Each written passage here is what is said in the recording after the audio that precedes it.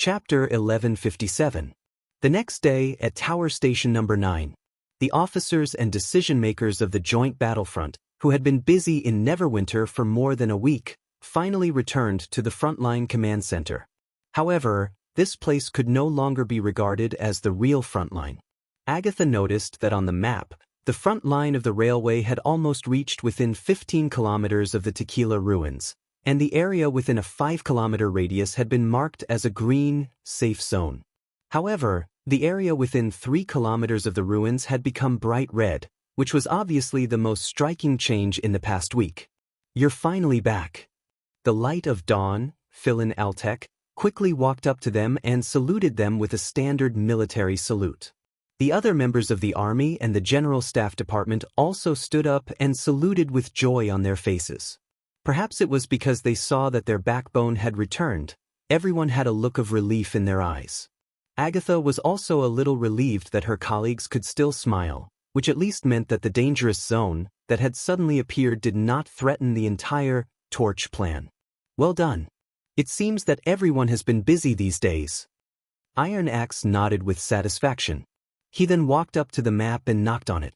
"Philin, come and report the situation. Did the demons receive reinforcements?" "No, sir," the Light of Dawn replied. "That trench was dug by the demons." "Trench?" Miss Sylvie was the first to discover the demons' movements. "Some demons crawled out of the red mist and started digging 6 days ago." Miss Lightning confirmed the situation and noticed that there were demons moving in the trench, so she marked it as a dangerous zone. Iron Axe, Edith, and Agatha exchanged a look. "Trench? We think so too." According to Lightning's drawing, although it looks very simple, its general layout is very similar to the trench in front of the First Army's position. The distance between the front and the back of the trench varies from 10 to dozens of meters, and there are many longitudinal trenches connecting them. Ferlin spread out a rather sloppy drawing in front of everyone and said, "The biggest difference between us and the demons is that they use more longitudinal trenches to gradually retreat, and all of them are basically in the same line. The deviation is no more than 2 meters, so the whole thing looks more orderly." "They're learning from humans," Agatha couldn't help but whisper. If the rumors before the first Battle of Divine Will were true, it meant that after nearly 1,000 years, the demons were once again imitating humans. "Interesting." Edith pondered over the sketch and said, "Those trenches may not be used for retreat, but for attack." "Yes," Iron Axe agreed. "Hiding in the trenches can indeed reduce the chance of being hit by shrapnel, but they don't have any weapons that can fight against the Longsong cannons." A few trenches can't change the situation. Only by attacking the First Army's position can we hope to win. Is that why they built the longitudinal trench so close? Philin also quickly came to a realization. If they are all close together, they can indeed shorten the time of traveling. "Then what should we do?" Agatha asked. "Nothing," the Pearl of the Northern Region sneered. "When they dig into the firing range of the cannons, let the Black River open fire. It's a bit of a waste, but His Majesty has prepared enough ammunition for this battle. I'd like to see if they can dig their trenches to our front under the bombardment." Iron Axe looked at Philin and asked, "How's the construction of the railway going?" "The demons' counterattack has become more intense, but they haven't caused much damage," Iron Axe reported. "It's almost impossible for the mad demons to approach the First Army's position, so they rarely send out ground troops. Their main attacks are the devil beasts. But judging from the number of 10 to 15 devil beasts each time, I guess there are not many devil beasts left in the Tequila that can fly. If not for the senior demons, we could have killed more devil beasts." "The Magic Slayer is out again?" Agatha frowned. "More than once." Philin nodded. "Every time, the Magic Slayer would attract the anti-aircraft machine gun squad's fire, and the devil beasts would follow up and attack." His expression became solemn. "But every time I see it, I feel like I'm fighting a real monster." "How so?" Edith asked curiously. "The Magic Slayer usually plunges into the sky from the weakest point of the First Army's defense. When it lands, it can stun people for a few seconds, even if the soldiers are wearing God's stones of retaliation." Philin said slowly, Without the protection of God's stones, for example, those workers who hide in the bunkers but can't control their curiosity will panic. The closer they are to the magic slayer, the more they will be affected. The devil beasts waiting in the clouds will take advantage of this opportunity to launch a surprise attack. Even though Sylvie would always inform the front lines in advance of every battle, it was still not an easy task to intercept a target that swooped down from above. Moreover, 1 or 2 hits would not be enough to cause fatal damage to it. Our best result so far is that we broke one of the Magic Slayer's arms when it landed. It seems that the Magic Slayer isn't so lucky sometimes, the Pearl of the Northern region said with a smile. The problem is that when it reappeared a few days later, the broken arm would be as good as new, as if it had never been hit. Ferlin's smile was slightly bitter. If that's all there is to it, then it's fine. We have Miss Nana. Perhaps they also have some kind of special treatment, but what? Iron Axe asked in a low voice. Several platoons of soldiers reported to the general staff that the Magic Slayer's movements are getting more and more difficult to follow, as if it's getting used to this level of combat. In the past, one machine gun could block its movements and force it to change its direction, but now it takes 2 or 3 platoons to do that. If it weren't for the weapons and God's stones of retaliation invented by His Majesty, I guess, it could kill all of us by itself. They did in the Union era, Agatha said through gritted teeth, and as long as it doesn't die, it can survive the next battle. As long as it doesn't die? Senior demons evolve through constant battles. The more heavily injured they are, the more powerful they will be when they come back. This is true both in terms of magic power and combat skills. Many extraordinaries died in their hands. Not only did they fail to overcome that obstacle, but they also helped them advance further. The ice which closed her eyes. But not every demon can survive a serious injury. The only reason it can recover in such a short time is because of its own ability. You mean, a senior demon that can curse and heal itself at the same time? Iron Axe's expression became serious. Chapter 1158. Agatha, Iron Axe, and Edith took the train to the front line to meet the needs of Neverwinter's battle plan.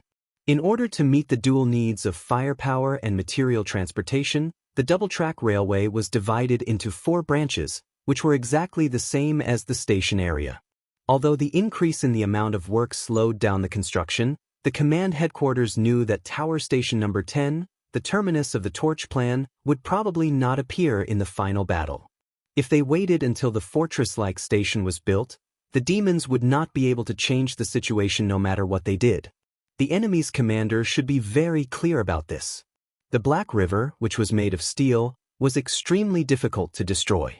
Even if the transportation was interrupted for 2 or 3 days, the humans could use the station to resupply until the railway was repaired. This made the usual tactic of cutting off the demons' retreat useless. Attacking the well-defended station under the front line of fire would undoubtedly be suicidal. The demons' only chance was to stop the First Army from advancing before Station Number 10 was built. In other words, there was no clear time for the decisive battle. It could break out at any time. Therefore, the bunkers, trenches, and bunkers on both sides of the railway were arranged according to the scene of the battle. In addition, Agatha noticed that the railway, which was originally facing the Holy City, was slightly deflected so that one side of the train was parallel to the Tequila. In His Majesty's words, this was the most suitable battle line for the carrier-mounted artillery. Standing at the end of the railway were 2 armored trains called Black River. They served as mobile fortresses. 4 groups of rotating machine gun turrets were ready to fire at demons who attempted to approach the position. The mobile 152mm Longsong cannon mounted on the train pointed to the sky, always aiming in the direction of the Tequila City. The ice which climbed up the watchtower in the center of the camp step by step. The ruins, which were covered by a variety of lush plants, gradually appeared in her sight. Although she had long known this would happen, she still felt an indescribable shock and sorrow when she saw the ruins of her homeland. Although more than 400 years had passed, she could still see the shadow of the holy city in the ruins. "Were you born in that place?" Edith asked. Agatha nodded. Memories of the past rushed into her mind. Congratulations. From today on, you're a member of the Union. As expected of the youngest High Awakened in history. The Quest Society welcomes you. Sis, you're amazing. Do you know what you are doing? They are all warriors who have sacrificed their lives for the Union.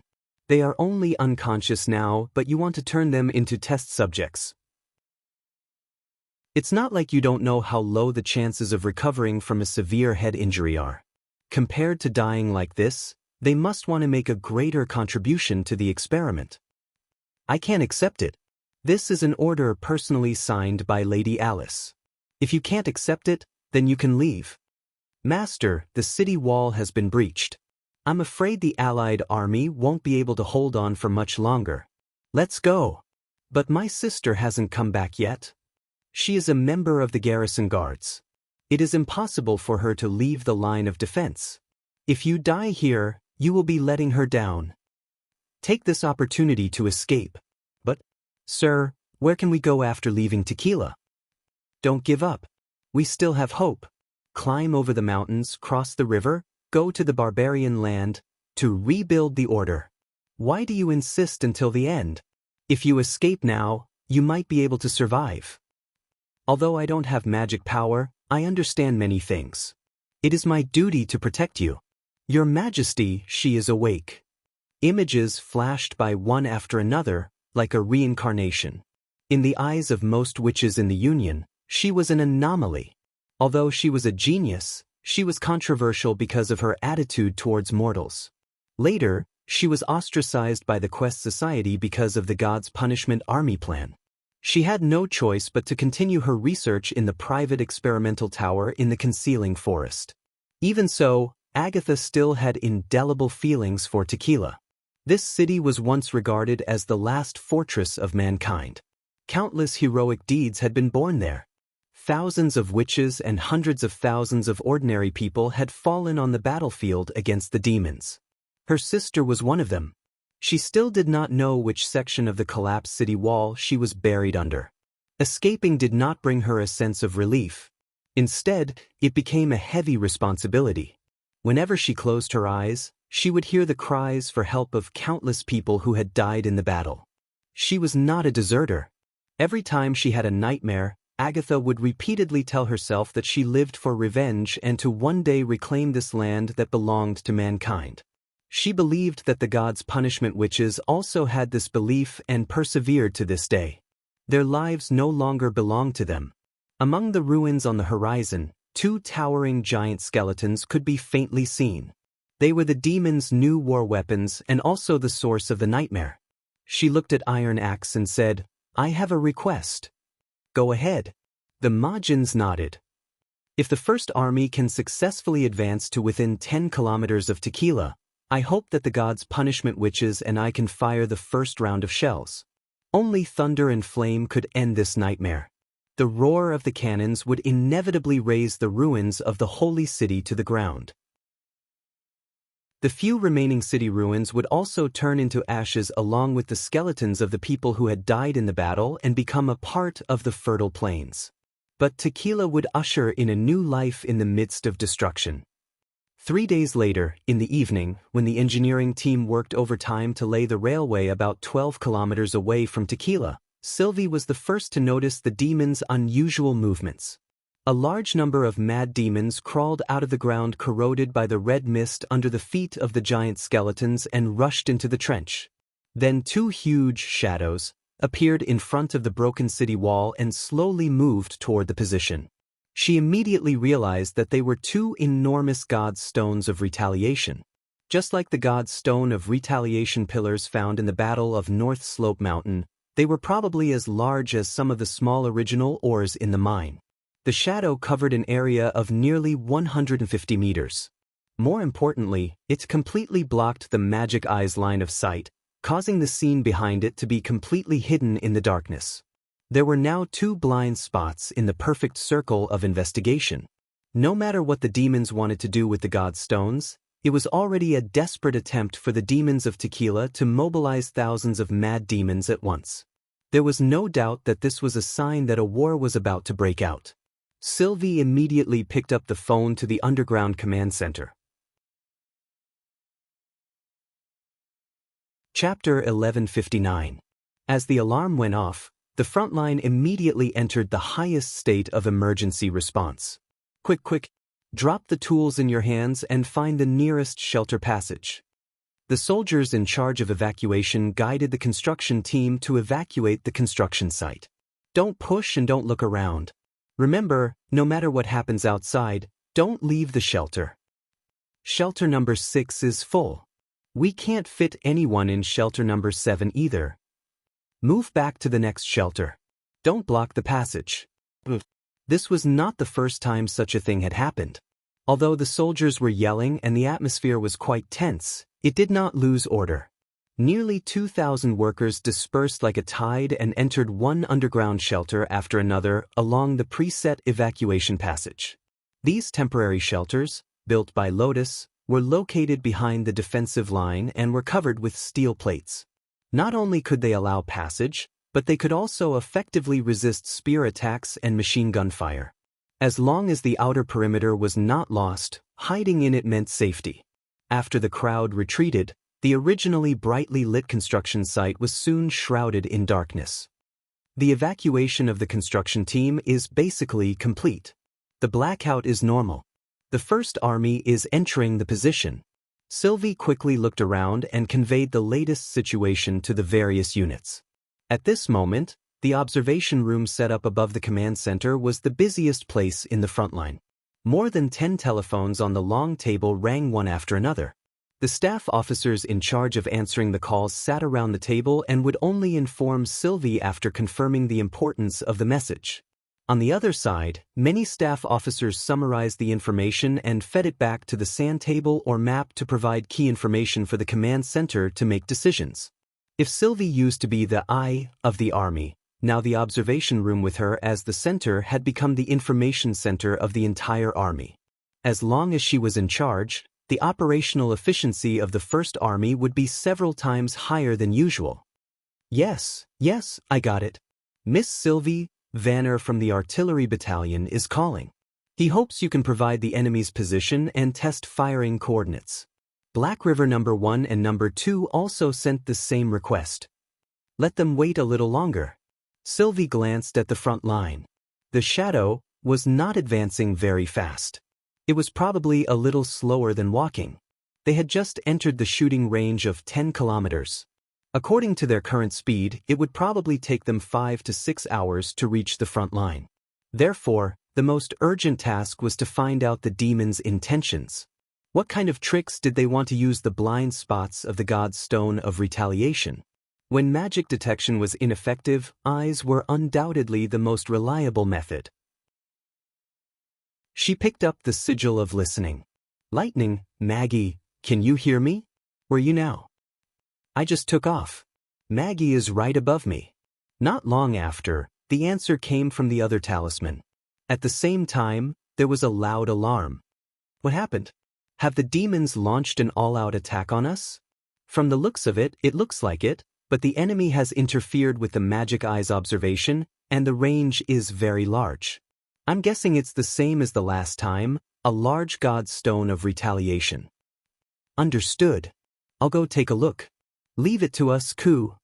In contrast to the busy atmosphere in the observation room, in Lightning's eyes, the battlefield looked completely different. The flames under her feet were shrinking as if swallowed by the night sky. The land in the distance was pitch black, and it seemed deep and quiet. The fertile plains seemed to be in a deep sleep. There was no sign of an impending war. If not for Sylvie's warning, it would be hard to imagine that the demons were already charging at them. Maggie, turn on the night vision mode. Coo, coo, coo. The white pigeon's feathers rapidly expanded and wrapped around its body. Then a huge head popped out of the feathers, its round eyes almost occupying the entire eye sockets. The owl's transformation is complete. Coo. Let's go. Lightning held the giant owl above her head with both hands and flew northeast. However, before they could get close to the tequila, Sylvie's urgent voice suddenly came from the sigil of listening. The investigation is cancelled. You do come back. The Magic Slayer is on the move. Lightning suddenly shivered, and even her limbs seemed to have stiffened. After trying to suppress the fear in her heart, she bit her lip and replied, "Even so, it shouldn't be that easy to find me. And, if I go back now, I won't be able to find out what the demon is hiding with the God's stone, right? But, don't worry. It can't catch up with me with the Stone of Flight. I just need to avoid its large-scale magic suppression." Lightning clenched her fists. Although her palms were sweating, she did not want to run away like this. After more than half a year on the battlefield, she knew that she was not a brave person. Not only the gods' punishment witches, but even the conductor was much braver than she was. However, she was not alone. She had Maggie, Lorger, Joan, and many other companions to support her. They gave her the courage to start anew after facing her true self. She gradually regained her strength and began to investigate the demon again. After many hurdles, she finally arrived at the place where she had fallen half a year ago. There were only 2 hurdles left for her to overcome. She had to fly past the magic slayer and she would give him a heavy blow in return for hurting her. "Maggie, I'll leave him to you." Lightning unbuttoned her collar and forced the owl into her flight suit, leaving only its head exposed. She then accelerated to the speed of sound. She could fly at such a speed for only 10 kilometers. Be careful, the enemy. They've noticed you. Sylvie's voice became intermittent, probably due to the influence of the magic resonance. Even without this warning, Lightning knew that she had been exposed. As long as the demon was not deaf, it would undoubtedly be able to hear the sonic boom. However, she moved faster than sound, which meant that when the demon heard the explosion, she had already flown over their heads. A few seconds later, Maggie's eagle eye found the target. "The monster is in front of you on the right, Coo." Under the hazy moonlight, Lightning had not yet found the magic slayer, but she already saw a circle of black light spreading out. Undoubtedly, the senior demon's low-light vision was better than Maggie's. Not only had the senior demon seen her, but it had also approached her flight path and activated the anti-magic field before she could stop it. In an instant, she raised her speed to the limit and changed from a horizontal flight to a dive. For a moment, Lightning even felt that the gloomy and cold black light had already grabbed her ankle. However, the illusion soon disappeared. In a breath's time, she had already left the black light far behind her. After breaking through the magic slayer's blockade, there was no longer any threat in front of her. She pulled herself up and flew across the demon's territory in a straight arc. She had a panoramic view of what was happening below. In the dim moonlight, Lightning saw 2 large god stones that had been cut into cylindrical shapes and were being pushed forward like rolling stones. The stone pillars were at least 20 meters long and nearly 3 meters high. At first glance, they looked like an upside-down clock tower. Behind each pillar were 7 or 8 spider demons. They squeezed together and crawled slowly, pushing the god stones of retaliation toward the first army. Chapter 1160. After passing through the encampment, Lightning once again ascended into the sky, and then stopped. "What's wrong, Coo?"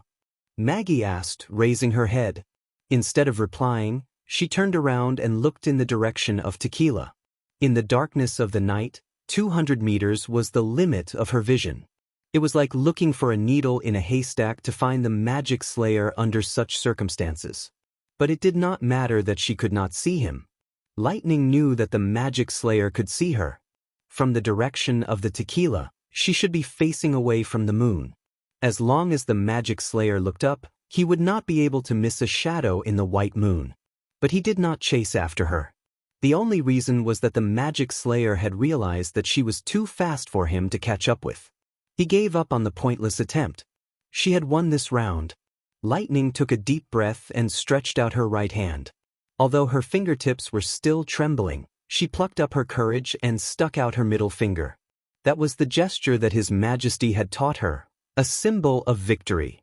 Then she turned around and flew back to her own camp without looking back. At the same time, she told Sylvie what she had seen. A regular cylinder made of God's stone of retaliation. "I see." Sylvie recorded the approximate size and handed it to Agatha.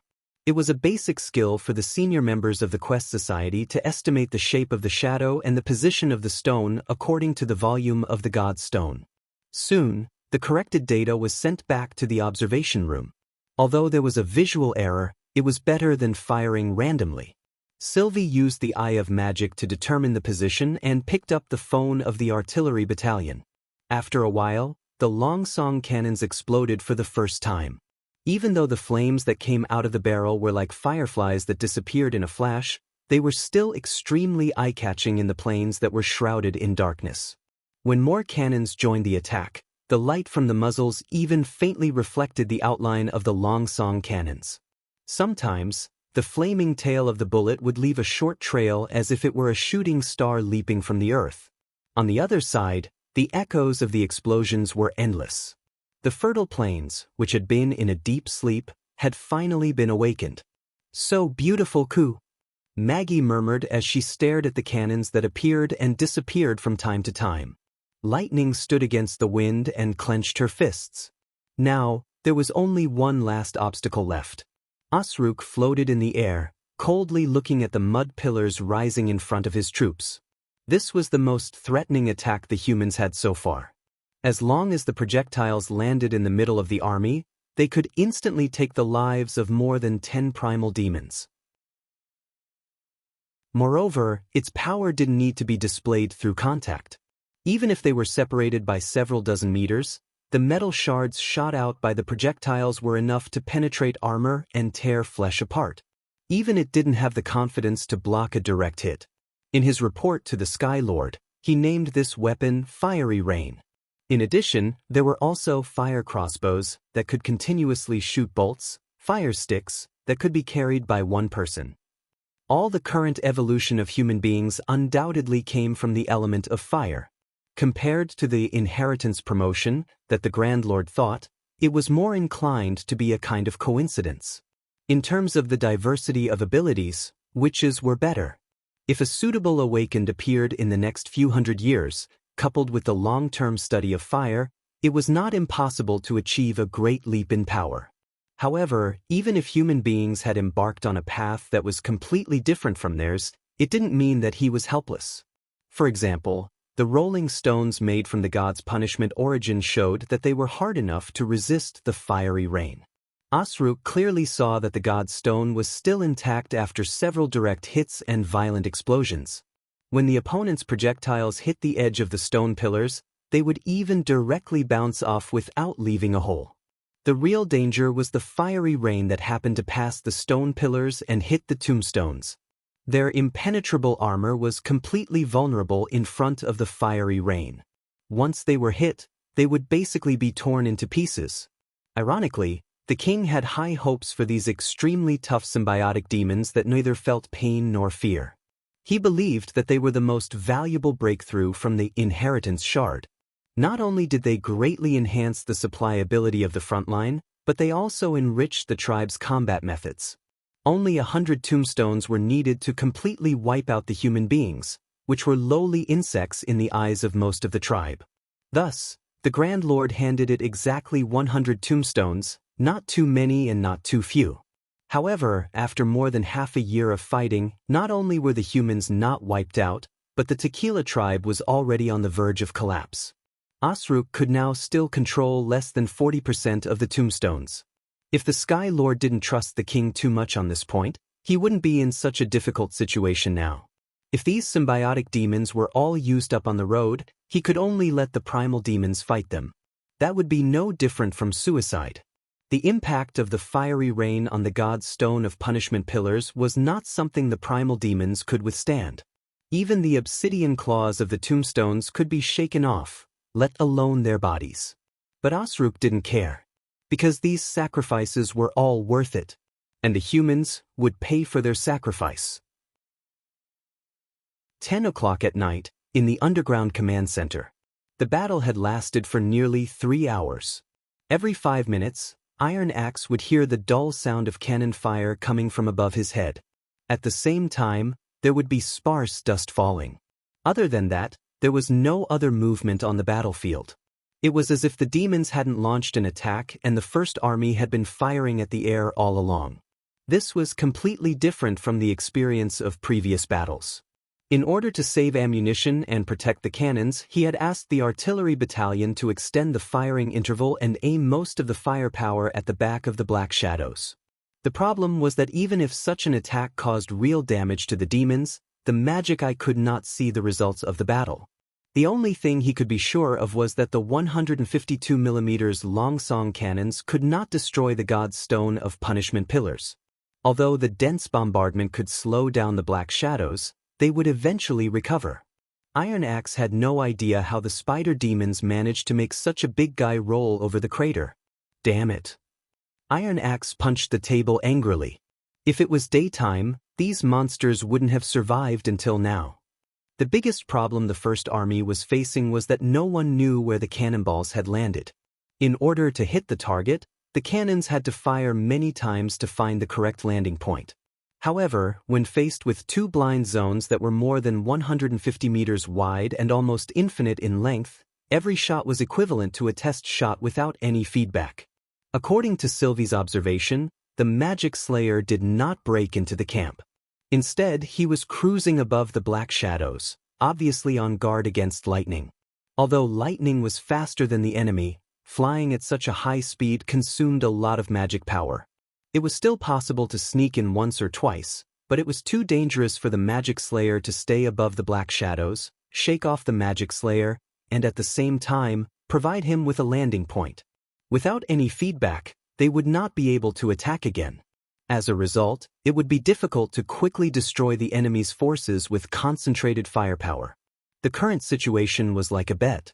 He could pour all the cannonballs into the Black Shadows and completely stop them, but as long as the enemy withdrew the spider demons, the First Army would be wasting their ammunition. Apart from the Black Shadows, there were also many mad demons on the two flanks, as if they wanted to form a pincer attack. If the cannons were aimed at them, they would immediately know the result of the battle. However, these demons were very scattered, and it would be a pity to focus on them. That's why the enemy chose to attack at night, Edith said calmly.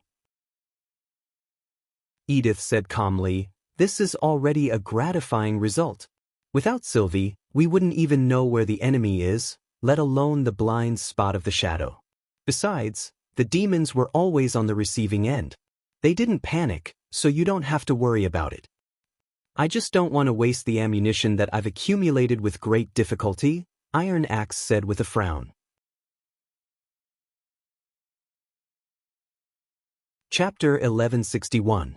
When the two groups of shadows crossed the midfield and advanced to the 5-kilometer zone, the First Army raised the reconnaissance balloons and stopped the artillery bombardment. The Magic Slayer also noticed this, but he could not understand the intention of the humans. The levitating sphere was supposed to be used to see things from a high vantage point, but what was the point of ascending to a higher vantage point when he could not even see anything at night? While the rain of fire stopped, the Magic Slayer ordered the soldiers to speed up.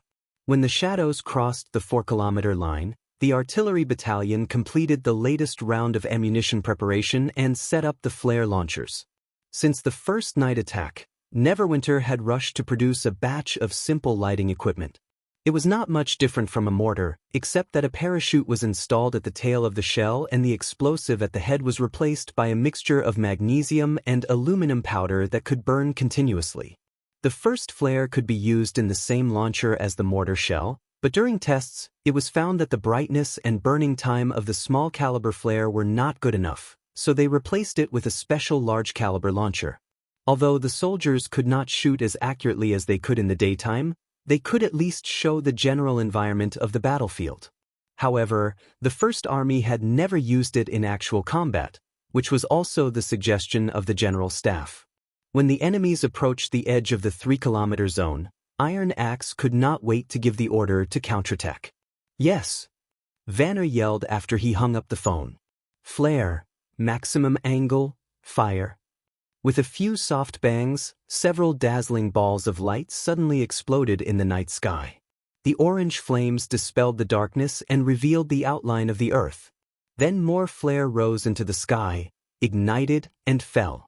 Within the 3-kilometer area in front of the position, it was as if a row of small suns had appeared. Although they could not change the day and night, they made the stars and the moon lose their luster for a moment. The huge stone pillars, spider demons, and mad demons that had been hiding in the night sky also showed themselves. Even if it was only a small area, it was enough to point out the target for the cannons. After a round of test firing, the dense shells whizzed toward the back of the god's stone. Unlike the previous aimless shooting, this time the cannons were completely prepared. The demons were obviously stunned and did not know whether to move forward or to flee from the area that was suddenly covered by the light. For a moment, they were stuck in a stalemate. In an instant, a deafening explosion engulfed the enemy's crooked marching troops. Asruk looked at the light balls that were slowly falling from the sky, and his indifferent expression finally showed a trace of change. Now, it understood the significance of humans raising the floating sphere. 6 months ago, they were still at their wits' end against the night attack and could only passively guard the camp. But now they had come up with a countermeasure, and they had endured until now to use it. Whether it was in terms of methods or temperament, he could no longer be treated as a harmless bug. Such a human could already be considered as their opponent. He had to let the king understand this. It instantly made a judgment. At the same time, Asruk made up his mind. Cutting off the enemy's eyes and arms was the most important goal at the moment. Otherwise, this unit might bring endless trouble to the tribe's development plans. It shifted its gaze back to its feet. Under the bombardment of the humans' fire rain, the gods' stone pillars of punishment and the follow-up troops had begun to disconnect. According to the original plan, these pillars should be able to push into the tombstone's attack range. At that time, they would be able to cooperate with the primal demons on both sides to launch an attack to recover the disadvantage in range and maximize the killing efficiency of the troops. But now, the illuminated area had cut off the army's route. If they forced their way through, they would only become the target of the fire rain. After losing the cover of the night, the originally hidden blind spot had become a narrow stretch of land of death. Destroy those light balls? No, the humans obviously had as many of these things as they wanted. Not to mention that there were people in the camp watching it. Asruk suddenly increased its speed and flew toward the enemy's camp. After avoiding a series of fire crossbows, it landed in front of a floating sphere and rushed to grab the observer's neck when he jumped out of the basket. Looking at the terrified human, Asruk revealed a ferocious smile and then tore the human in half. Then it threw the body down, raised its head and let out a sharp howl. Along with the howl was the order for the general attack. Sensing its will, the primal demons also let out the same roar.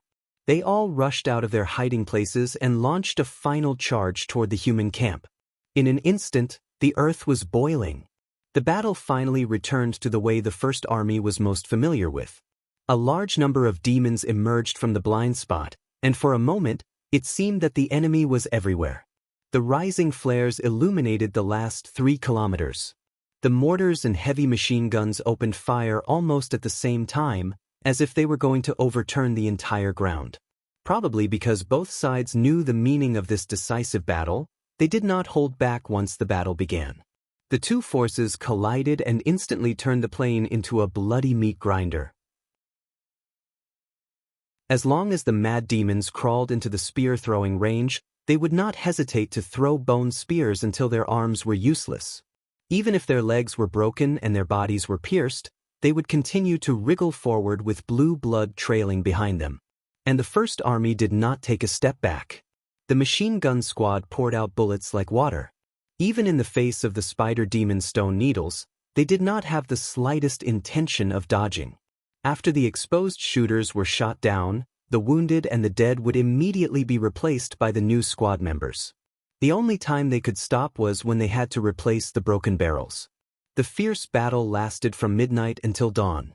When the first rays of dawn appeared in the sky, dozens of devil beasts joined the battle. Under the morning light, this was undoubtedly the demons' last chance. At this time, the pressure on the ground had greatly decreased. More machine gun squads raised their muzzles and worked with the anti-aircraft squad to form an airtight anti-aircraft net. The Magic Slayer tried to break into the defensive line several times, but he was forced back by the dense hail of bullets. The scales of victory were gradually tipping in the humans' favor. At noon, the gunfire subsided. Agatha followed Iron Axe and the others out of the underground command center and slowly walked to the front of the battlefield.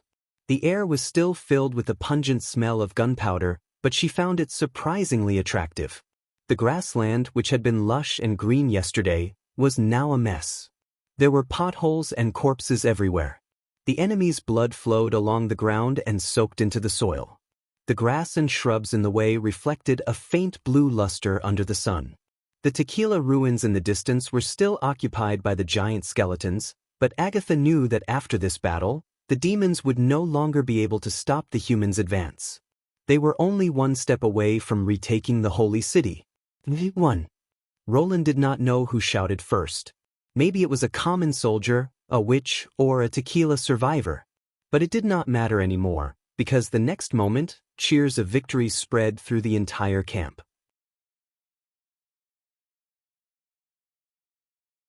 Chapter 1162. The celebration only lasted for a short while before the front line became busy again. Treating the wounded, calculating the results of the battle, advancing the railway, cleaning up the battlefield. These were all urgent tasks. The command center was well aware that the victory of this battle did not mean the end of Operation Torch. Judging from the number of demons left, it was impossible for them to launch another attack of such a large scale. The capture of Tequila was almost a foregone conclusion. However, no one dared to take it lightly until the last step. Moreover, the Magic Slayer was still alive. If they could not completely eliminate this threat, they would not be able to achieve their goal. The victory of the human race was indeed worthy of celebration, but they would have to wait until they could raise the flag of Grey Castle at the highest point of the ruins and return to Neverwinter. After some discussion, the leaders of the United Front reached a consensus. After eliminating the demons in this battle, there should be less than 500 enemies left in the ruins of the Holy City. In terms of strength, this meant that the demons could no longer pose a direct threat to the First Army. Compared to the previous steady advance, the first priority now was to prevent the Magic Slayer from escaping. The construction of Tower Station number 10 could be slowed down so that the demons would not lose their will to fight. At the same time, the ambush should be carried out as soon as possible. Even without Sylvie's reconnaissance, the First Army was unlikely to be ambushed. In order to avoid trouble, after a day of rest, the First Army began to bombard the demons again. This time, however, they were on the offensive. In the face of the whistling shells, the only thing the enemies could do was to retreat step by step. They left the trenches and retreated into the ruins of Tequila. During this period, only the Magic Slayer could threaten the defensive line. However, as the main target, it was difficult for him to even approach the encampment, let alone stop the First Army from advancing. As the Magic Slayer returned without success, the number of times he was dispatched became less and less. On the fourth day after the battle, the railway finally reached the firing range of 10 kilometers. After the cannons were set up, Iron Axe invited Agatha, Phyllis, and the other soldiers to stand in front of the Long Song cannons. As the number of cannons was far from enough, Vanner, the commander of the artillery battalion, specially prepared a dozen hemp ropes and tied them together with the firing cord. In this way, they could fire the first cannon aimed at Tequila City at the same time. The Awakened who was born in Tequila, the Avenger who purified Tequila, and the builder of the new holy city in the future. Every god's punishment which realized that this would be a historic moment. Regardless of whether they could survive until the Battle of Divine Will, this scene would be remembered in history. I must apologize. Holding the rope, Phyllis whispered to Agatha, for 100 years ago, I laughed behind your back at the way you used mortals, saying that handing over the important work at hand to them would only make the result a mess. Many people did say that back then. The Ice Witch smiled. What about now? Now? Phyllis curled up the corner of her mouth. It doesn't feel bad to fight alongside mortals. Ready. At this moment, Vanner raised the command flag. Fire! Everyone pulled back the firing cord at the same time. A rumbling sound immediately echoed over the battlefield. More than a dozen cannonballs soared into the sky, swept across the plain, and fell into the ruins of the holy city. Violent shockwaves spread in all directions along with a series of explosions, sweeping through the ruins of the ancient city that was left behind 400 years ago. Along with the shockwaves and stone fragments, the demons that were hiding within were torn apart. "It's begun," Sylvie said in a low voice. "Yes," Andrea replied casually. Even though she could not see the situation in Tequila, she could hear the muffled explosions. The tremor was completely different from the roar of the cannons. Even from 7 or 8 kilometers away, she could feel the power contained in the explosions. It was hard to imagine how the demons would feel after being bombarded by the Longsong cannons for a whole night. "It's the 5th day, isn't it?" Maggie mumbled. "Will the magic slayer come today?" "Who knows?" Ashes shrugged. "I want to go back to Neverwinter and eat hot pot and fried dumplings." Gulp. Before her voice trailed off, everyone heard the sound of their stomachs moving. "Of course, teppanyaki is good too. It would be even better if we could have some ice cream bread." Ashes stuffed a piece of dry food into Maggie's mouth. "If you're hungry, eat more of this. It doesn't taste good, but at least it'll fill you up." "Don't forget that we're still on a mission," Camilla Derry added. "We can worry about food when we get back. Now, please focus on your duty." She was still as serious as ever, even though she had just swallowed her saliva a moment ago. Andrea shook her head and turned her attention back to the Tequila ruins. While the First Army was on the offensive, the Special Task Force also left the camp according to their plan. They went around the ruins of Tequila and hid in the woods to the west of the supply line. Since they could not determine the Magic Slayer's intention and time, they could only wait patiently for an opportunity to come. Although it was not difficult for the witches to survive in the wild considering the devil beasts in the sky, they did not even have a tent to shelter them from the rain, let alone a fire to roast the game. Every night, they would sleep in the trees wrapped in thick cloth and eat wheat cakes when they were hungry. Of course, it was not comfortable for them. To be honest, when she heard Maggie's words just now, she suddenly missed Neverwinter very much. When she first moved from Sleeping Island to Neverwinter with Tilly, she had thought it was just another place to settle down and that the so-called home of witches was just a bluff.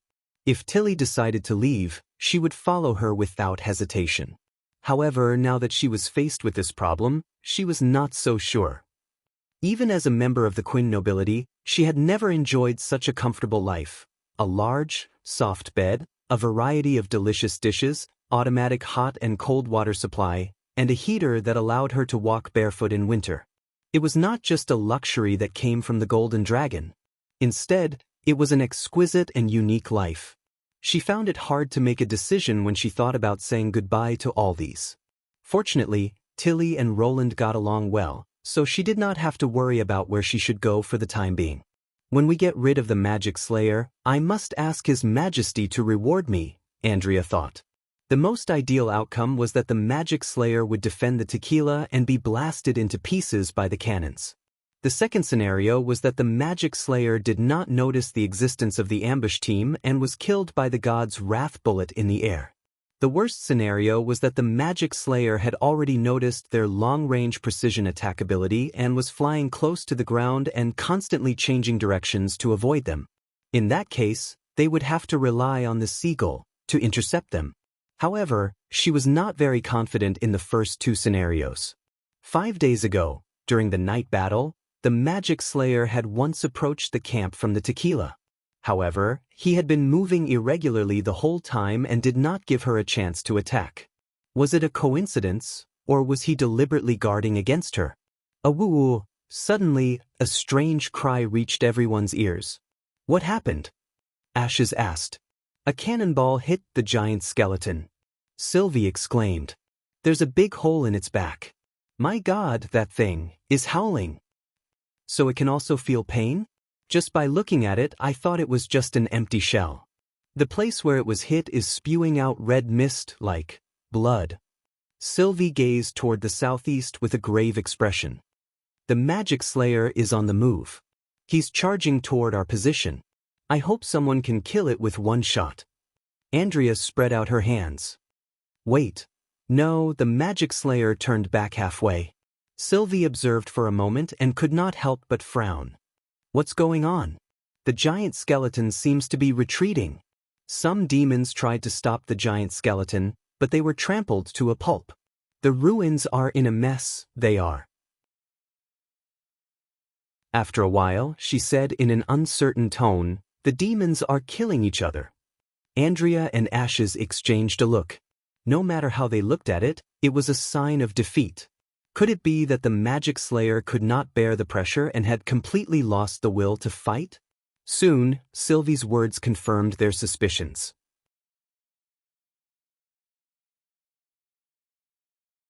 Chapter 1163. Andrea.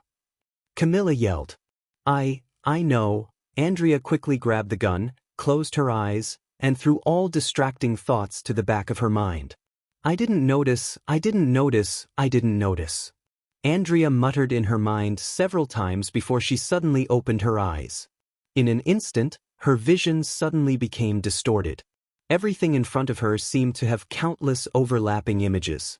They stretched and overlapped with each other, and continued to extend into the distance.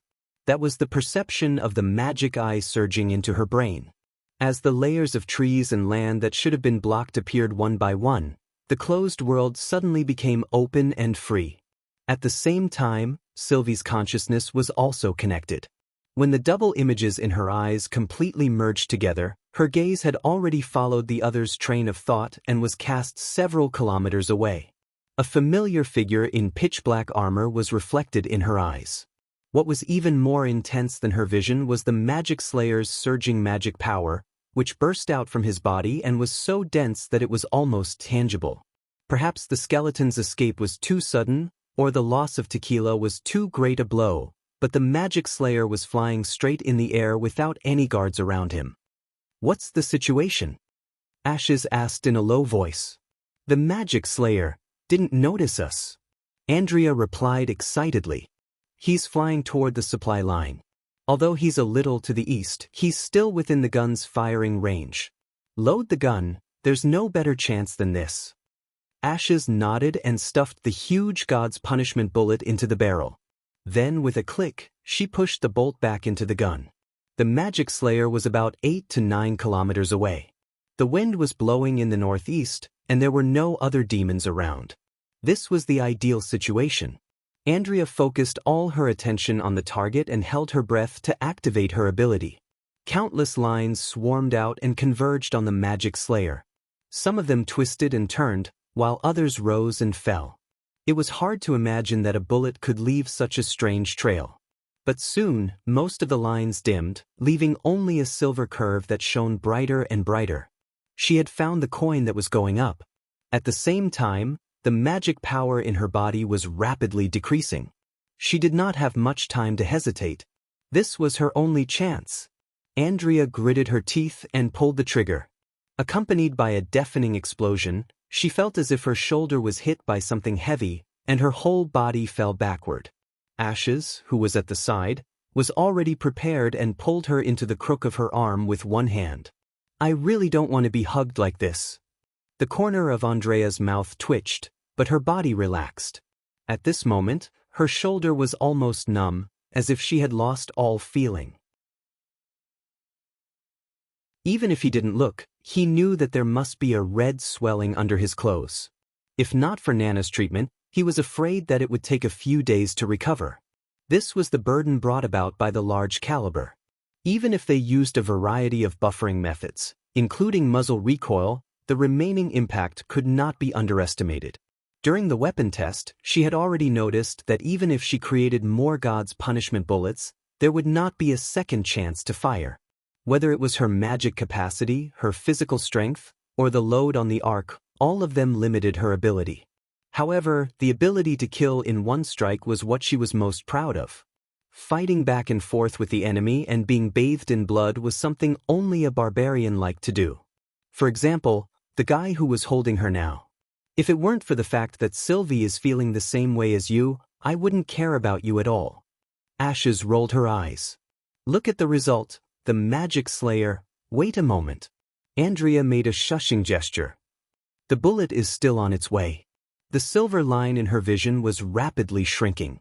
Its end was no longer connected to the magic slayer, but crisscrossed in front of him, forming a subtle angle. From her point of view, it looked like the relationship between the bullet and the demon was a mutual competition. They were heading for the same target and would eventually converge at a single point. Once the trigger was pulled, the result was already decided. The god's punishment bullet would fly along the predetermined trajectory, and the only variable was the target. If the magic slayer suddenly changed direction, nothing would happen. 25 seconds was neither long nor short. The only thing Andrea could do was to pray silently and hope that the magic slayer would maintain his current posture. The gust of wind from the west to the east pushed the bullet forward, allowing it to fly at high speed and close to the demon. In the last few seconds, Andrea held her breath and even prayed in her heart, "Don't move, don't move, don't move." At this moment, the magic slayer suddenly turned his head and met her eyes. Andrea felt as if all the blood in her body had frozen. However, the next moment, the bullet fell from the sky and hit him squarely in the back. The huge impact shattered the god's stone, turning it from a black shadow into countless tiny pieces.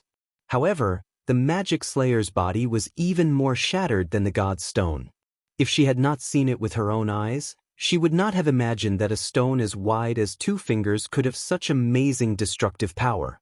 The magic slayer's thick armor was torn apart like a rag. After the bullet drilled into his body, it directly blasted a large hole in his chest.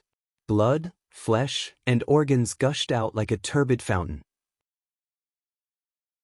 Perhaps because the hole was too big, the magic slayer tumbled twice before breaking into 2 halves and falling to the ground at the same speed. Only then did Andrea recover from the shock. She swallowed and said, "The target is dead." "We did it?" Maggie asked joyfully. "Yes," Sylvie said with a sigh of relief. "The bullet split him in 2. Even if Nana was there, she wouldn't have been able to save him." "Well done." Ashes patted Andrea on the shoulder and then took out the sigil of listening. "Lightning asked the seagull to rendezvous with us. The mission is over. We can go back now." "Understood." Lightning's reply came quickly from the other end. The sniper rifle was soon dismantled into its spare parts. Once the other team returned from the Eastern Front, they would be able to set off. Everyone relaxed at the thought of being able to return home immediately. Andrea was the only exception. The entire ambush process was normal, just as they had planned, except for the last moment when the magic slayer turned his head. Even now, she could still feel the lingering coldness on her back. Did he notice that she was looking at him? But how was that possible? They were 8 or 9 kilometers apart and separated by a forest. It would be like looking for a needle at the bottom of the sea to find them. Moreover, the magic slayer did not look for them. Instead, he suddenly looked at her as if he had known that she was here. Also, Sylvie should have seen it too. Why didn't she feel anything strange? Or did she think that it was just a coincidence and that it wasn't worth thinking about? After all, the magic slayer was already dead. No matter what he was thinking at that moment, there was no need to investigate the reason behind his actions. Andrea rubbed her forehead, and her fingers suddenly stopped. She remembered that Ashes's face was injured when she fought with the magic slayer to protect Leaf. "By the way, how long will it take for you to recover from light wounds like a cut on the skin with your own recovery ability?" Andrea looked at the superhuman. Ashes shrugged her shoulders. "About 1 to 2 hours. Why do you ask?" "That is to say, the wound will start to heal in 10 minutes, right?" Andrea stared at the magic slayer's face and asked, "Do you feel it getting better now?" The magic slayer was stunned and touched her cheek. "Strange. It still hurts a little." Sylvie was the first to react. Her expression changed drastically. She forced herself to endure the exhaustion of her body and once again opened her magic eyes. Then she looked behind everyone with a look of horror. "Dang, be careful." Ashes drew her sword and turned around at lightning speed. She swung her sword upward with all her might. With a clang, a black shadow brushed past the blade of the sword and pierced straight into Maggie's body. The force was so great that she was sent flying. Before the others had the time to check on her condition, a tall, slender, and blue humanoid devil slowly appeared in front of them. Found you. The bone-chilling coldness once again enveloped Andrea. She could not believe that the demon in front of her was as calm as the surface of a lake. She did not feel any magic fluctuation from the moment it appeared.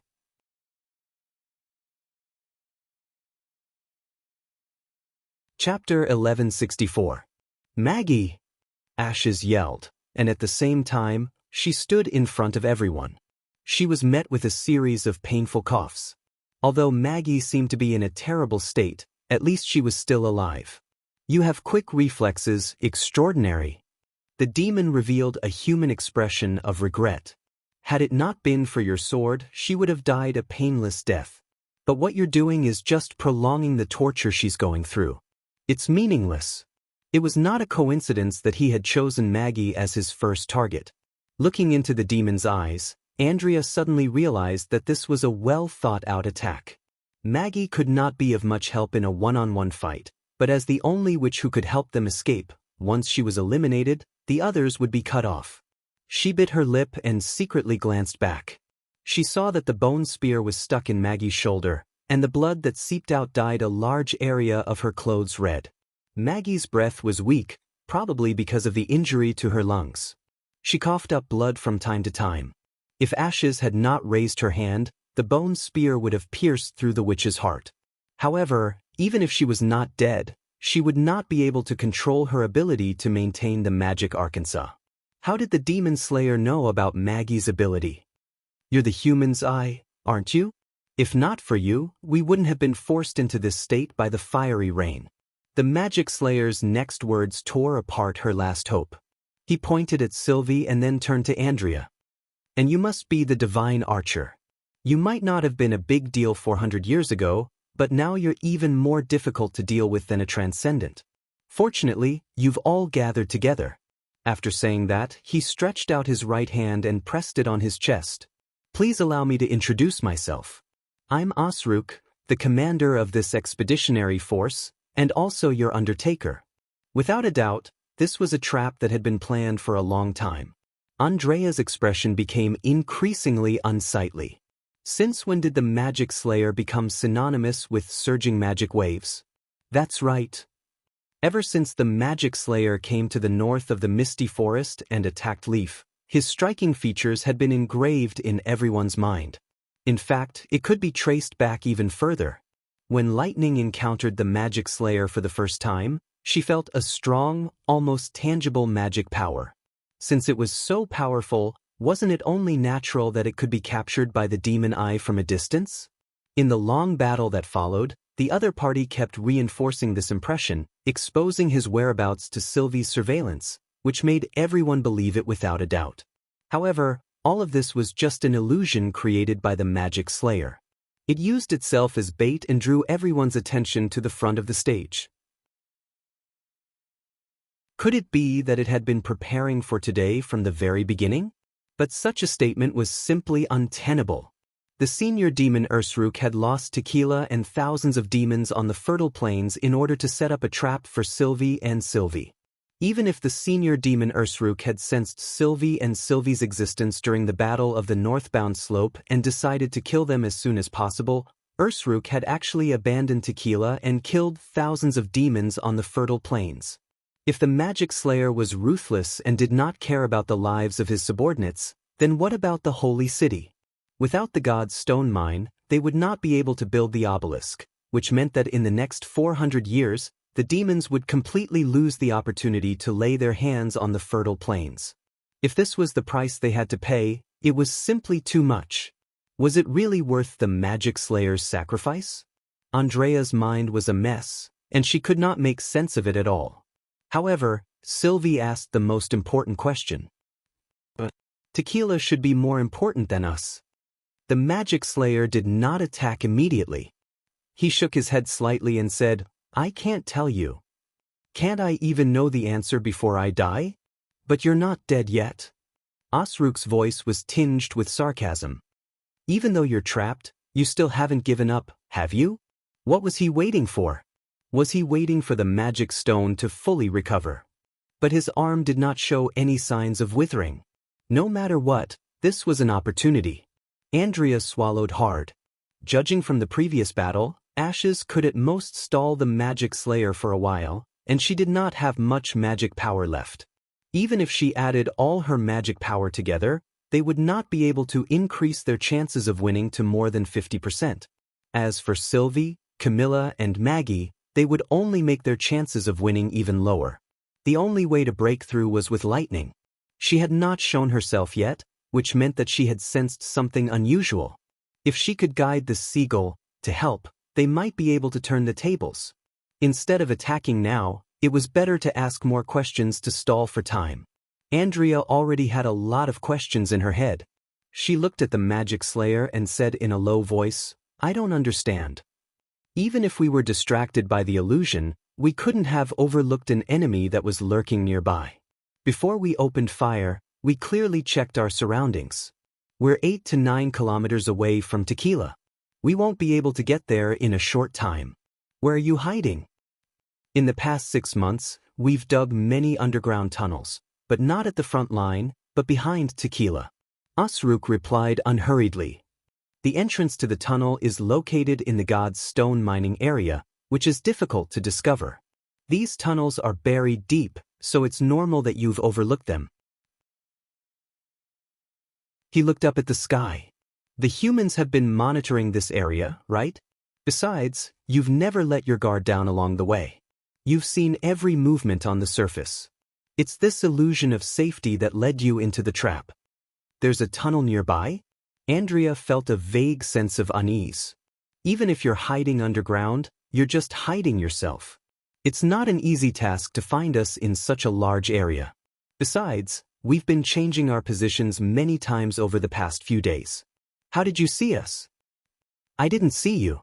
You saw me. The Magic Slayer suddenly revealed a ferocious smile.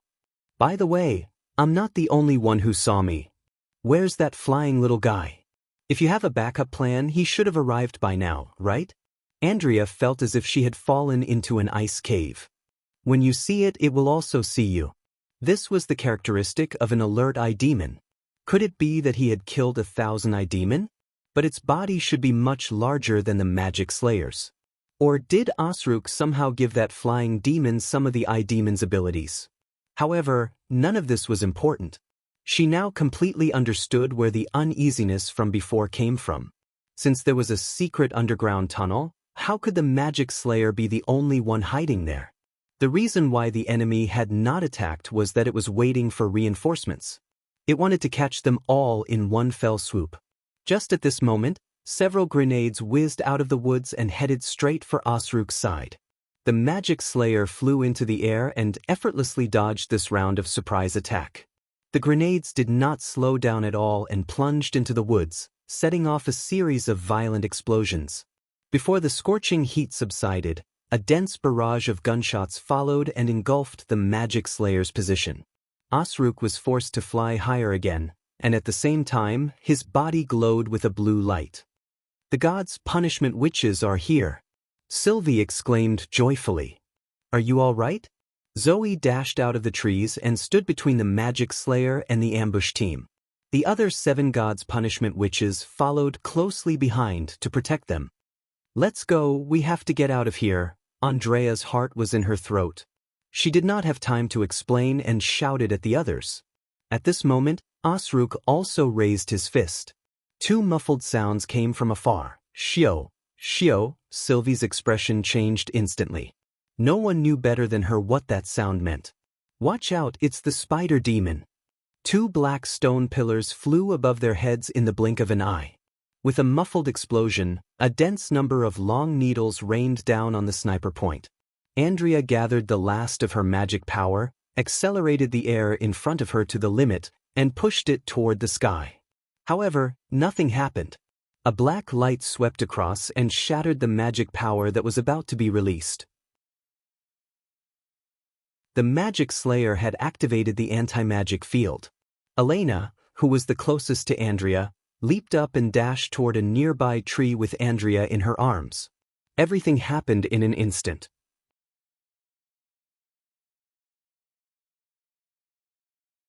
Chapter 1165. Don't move. Elena's voice came from beside her. Then, with two swishing sounds, one of the stone needles was cut off. The numbness gradually subsided and was replaced by a bone-deep pain. Andrea clenched her teeth to prevent herself from screaming out loud. She looked up and saw that the place where they had been standing had been filled with the long needles of the spider demons. Had it not been for the gods' punishment witches, she would have been nailed to death on the spot. However, even though Andrea was as skilled as an extraordinary, it was still extremely difficult for her to completely avoid such a wide range of attacks. When Andrea had jumped out with Elena, a stone needle had pierced her thigh and penetrated her legs and knees. After the stone needle was cut off, her twisted flesh and bones could still be vaguely seen. Her pants were soaked with blood, and the wound was a bloody mess. Elena was not much better off. Her abdomen had been pierced by a stone needle. Her internal organs had been blocked by half of the needle head. Fortunately, the body of a god's punishment warrior could not feel pain, so she could still maintain a high level of concentration. In just a few seconds, Andrea felt her forehead was covered with cold sweat. She struggled to take out the pain-relieving pill made by Leaf and put it into her mouth. The bitter and astringent taste pulled her consciousness back. Ashes had already started fighting with the magic slayer. The others had temporarily escaped the disaster thanks to the protection of the gods' punishment witches. However, they were all in a sorry state with many new wounds all over their bodies. If the magic slayer shot at them again, they would probably die. Fresh footsteps could be heard in the forest. Obviously, Osruk had prepared a trap for more than just two spider demons. The gods' punishment witches were restrained by the wounded and could not fight back at all. The situation was extremely unfavorable for them. Andrea grabbed Elena's hand and said in a hoarse voice, "Gather everyone and retreat to the west. It'll be too late if we wait any longer." To the west? Elena was stunned. The front line of the First Army is in the south. That route is no longer viable. If we go back the way we came, we will only be surrounded by the demons. The misty forest in the west is the only way out. Apart from the ambush, there might be a sufficient amount of red mist canisters in the underground tunnel. If they were surrounded by the enemies who had nothing to worry about, it was easy to imagine the consequences. Although they would be further away from the support point if they headed west, it would also lengthen the enemy's attack range, provided that they could hold on until then. Now that she thought about it, the magic slayer didn't wait for their reinforcements to arrive. Instead, he needed time to gather his men. The enemy must have dug many tunnels, which should cover all the areas behind them. Only in this way could the enemy be able to approach them quietly no matter where they were ambushing. And the signal for the demons to take action was probably the moment the substitute flew out of tequila. Got it? Elena nodded and began to ask her teammates to gather around her. Under the bombardment of the shotguns, Osruk wandered around the periphery and used his magic power to raise a gust of wind to deplete their strength. Although the blue light of the barrier appeared on his body many times, he did not seem to be injured at all. Obviously, the stray bullets could not inflict any fatal damage on him. When everyone gathered together, the figure of Mad Demon also appeared in the woods. "Watch out for spears!" Ashes shouted. She raised her giant sword and slashed the bone spear in half. The gods' punishment witches raised their grenades to counterattack. The scene was chaotic, but Andrea knew that they had a more fatal crisis to deal with. She asked for the sigil of listening from Ashes and shouted to Lightning, "Go find the two spider demons and kill them." "But only you and Maggie can do that. Go now. That's the best way to help us." The interval between each spider demon's attack was about 15 minutes. Now that 3 minutes had passed, if they could not eliminate their opponents before the next attack, it would be almost impossible for them to escape from the stone needle rain with their broken bodies. "By the way, tell Tilly to leave this place." Ashes roared without turning her head. But Lightning hesitated for a few seconds before she gritted her teeth and said, "I know. You must hold on." "Of course." Andrea forced a smile. "It's not time to give up yet." She shouted to the gods' punishment witches, "Give me a weapon." "Can you do it?" Elena, who was carrying Andrea on her back, frowned and said, If you don't hold on to me, you'll be thrown off. Don't worry. One hand is enough. She took the bolt rifle handed to her by the gods' punishment witches, bit the bolt with her teeth, pulled it back, and pushed the bullet into the chamber. Then she put one hand on Elena's shoulder. Even though Elena had lost her legs, exhausted her magic power, and was tormented by the stinging wounds and the dizziness caused by overconsumption, she was still a terrifying shooter. Barbarian Ashes was still fighting. How could she give up now? Lightning. What should we do, Ku? Maggie asked anxiously. Don't panic. Calm down first. Lightning looked at the dozens of mad demons running wildly in the forest and the smoke from the explosions in the distance. She forced herself to stay focused. She knew that Andrea was right. Her only advantage was her speed. Once the magic slayer destroyed her ability, it would be difficult for her to fly again. She had to stay calm in such a situation. Judging the situation and adopting the most appropriate response was what an explorer should do. Since it was impossible to escape with them, killing the spider demons was undoubtedly more helpful. His Majesty's newly developed grenade launchers were necessary in order to kill the stone-covered monsters. You find the location of the spider demons. I'll contact the seagull first. Princess Tilly has the weapons we need. Lightning quickly organized her thoughts. Got it. Maggie transformed into a gray-tailed goshawk and flew high into the sky. She accelerated to the limit, and in the blink of an eye, she arrived at the glider hovering outside the sniping point. Where are they? What's the situation now? Vendi asked worriedly as she pulled open the hatch. I don't have time to explain. I need backup weapons. Lightning got into the cabin and carried the grenade launcher and the grenade belt on her back. Just then Tilly said, "The situation is bad, isn't it?" The little girl hesitated for a moment and finally nodded. Yes, Ashes wants you to leave as soon as possible. I see. I'll leave now. Lightning and Vendi were stunned. Because if I stay here, I'll only be a burden to her, and I won't be of any help. Tilly's voice trembled slightly, as if she was trying hard to suppress something. Reason tells me that returning to the camp immediately is the most reasonable choice. Your Highness. But remember to tell her that I'll definitely come back. It won't be long before the seagull arrives with reinforcements. Tell them to hold on until then. At this moment, the cry of an eagle came from the sky. I'll tell Ashes. Lightning took one last look at Tilly and jumped out of the cabin. The weight on her body made it impossible for her to maintain her current height. She fell like a rock to a height of more than 10 meters before she managed to steady herself. If the magic slayer came to catch her again, she would not even be able to escape. She believed in her companions and the courage they gave her. Lightning took a deep breath and flew in the direction Maggie had pointed out. 30 seconds later, she saw her target with her naked eyes. It was a spider demon lying on the ground, spitting out obsidian little by little. The ground beside it had sunk into a large pit, and at the bottom of the pit, there were several holes that seemed to be connected to other places. There were 2 mad demons guarding the spider demon, so Lightning directly ignored them and flew to the top of the target's head. Without hesitation, she aimed at the deformed monster whose carapace was wide open and pulled the trigger. With a bang, the grenade penetrated into the spider demon's body diagonally. The scorching energy of the energy-charged bullet instantly penetrated its abdomen, crushing the muscles and blood vessels wrapped in obsidian into pieces.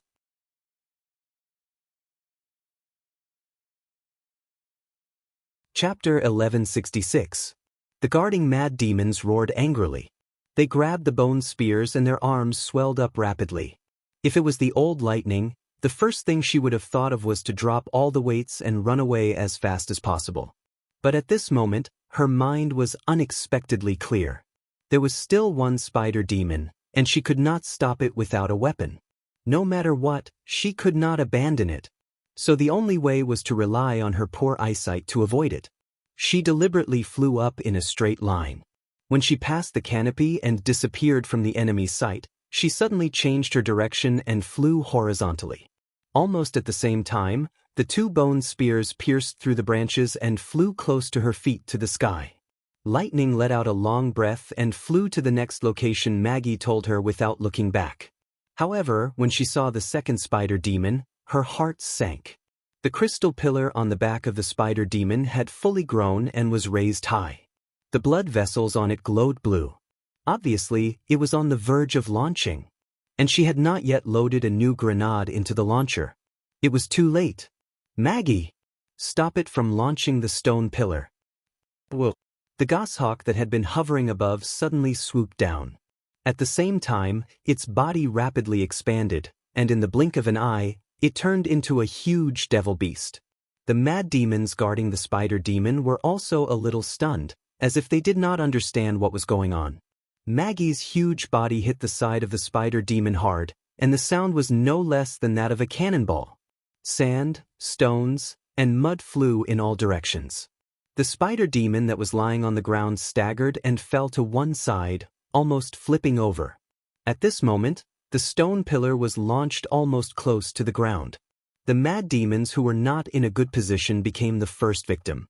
The almost horizontal pillar rolled past them like a rolling stone, and then crashed into the woods without slowing down. It did not stop until it rolled dozens of meters. Not only did it break into several pieces, but it also swept out an empty space. Well done. After landing on the ground, Lightning quickly loaded the grenade, removed the safety, and aimed it at the spider demon. The latter was still waving its short legs as if it was struggling to get up, but Lightning would not give it a chance. The grenade accurately hit its exposed abdomen, and the flames and shockwaves produced by the explosion directly sprayed out from the other side, blasting a large hole in its stomach. After making sure that the target was silent, Lightning pulled up Maggie, who had returned to her normal state. "Are you okay?" "It's nothing serious. I hit it with the thickest part of my shoulder." She rolled up her sleeves and swung her arm in a circle, pretending that nothing had happened. However, just as she raised it to the highest point, she suddenly froze, and her face scrunched up in pain. "Looks like it's not thick enough." Lightning patted her head and said softly, "I'll roast more game for you in the future so that you won't have to be afraid of anyone.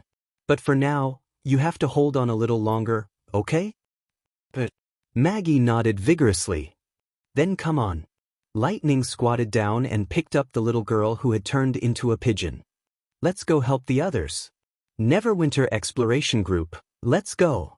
Bang! Andrea pulled the trigger and shot down a demon that poked its head out. How many times had she fired the gun? Somewhat numbly, she bit the gun and loaded it. Her mouth was filled with the fishy smell of blood, and her tongue was full of fine residue. She did not know whether it was rust or her own broken teeth. She had probably shot dozens of times. Even if she hit 1 out of 10 times, it was still more than 10 demons. However, the enemy's attack did not weaken at all. Instead, it became fiercer. The mad demon, whom she had never taken seriously before, had now become an extremely difficult opponent. Due to the advantage in numbers, the enemy could stretch the battle line without any scruples and surround them from the side. If it were not for the difference in weapons, they would not have been able to stop the enemy's attack. Fighting in the woods also greatly reduced the effectiveness of the guns. The mad demons used the trees to dodge the bullets, and at the same time, launched a wave of spears. The gods' punishment witches, who had no defensive equipment such as shields and firearms, could only rely on their agility and skills to dodge the attacks. To make matters worse, apart from the aggressive magic slayer, the enemy also had a senior demon. Probably transformed from a lord of hell, the senior demon still looked like a 4-legged demon. Although it was not as powerful as Osruk, its physical strength was exceptionally strong. It often threw trees like spears, and every time it attacked, several gods' punishment witches had to work together to block it. At the same time, it could also summon earth walls to provide cover for its own kind. As the magic slayer and the others took turns to attack, their retreat became slower and slower. Every time they reloaded, aimed, and fired, it was as if they were all mechanical movements. The throbbing pain from her wounds and the exhaustion of her body hit her brain one after another. Gradually, Andrea felt herself falling into a trance. After 2 waves of spears, Sylvie, who was protected in the middle of the team, suddenly shouted, "Andrea, Watch out to the right. A group of mad demons had attracted most of the gods' punishment witches' firepower. The magic slayer parried Ashes's giant sword and leaped to Elena and Andrea like a ghost. Andrea raised her gun, but Osruk's claw cut it into 2 pieces. Then came the second fatal blow. Everything happened in a split second, and the scene seemed to freeze. She could see the blue light emitting from the magic slayer's palm. The condensed magic power turned his 5 fingers into an indestructible blade. With one swing he could kill her. It was over. She slightly tightened her body, waiting for the heart-wrenching pain to come. However, the death she had expected did not come. At the last moment, Elena suddenly turned around and took the blow for her. The demon's claw left a terrible wound on her chest, exposing her ribs and organs. Even with the god's punishment body, she could not fight with such a wound. Elena collapsed. No! Zoe angrily turned her gun and fired several shots at Osruk.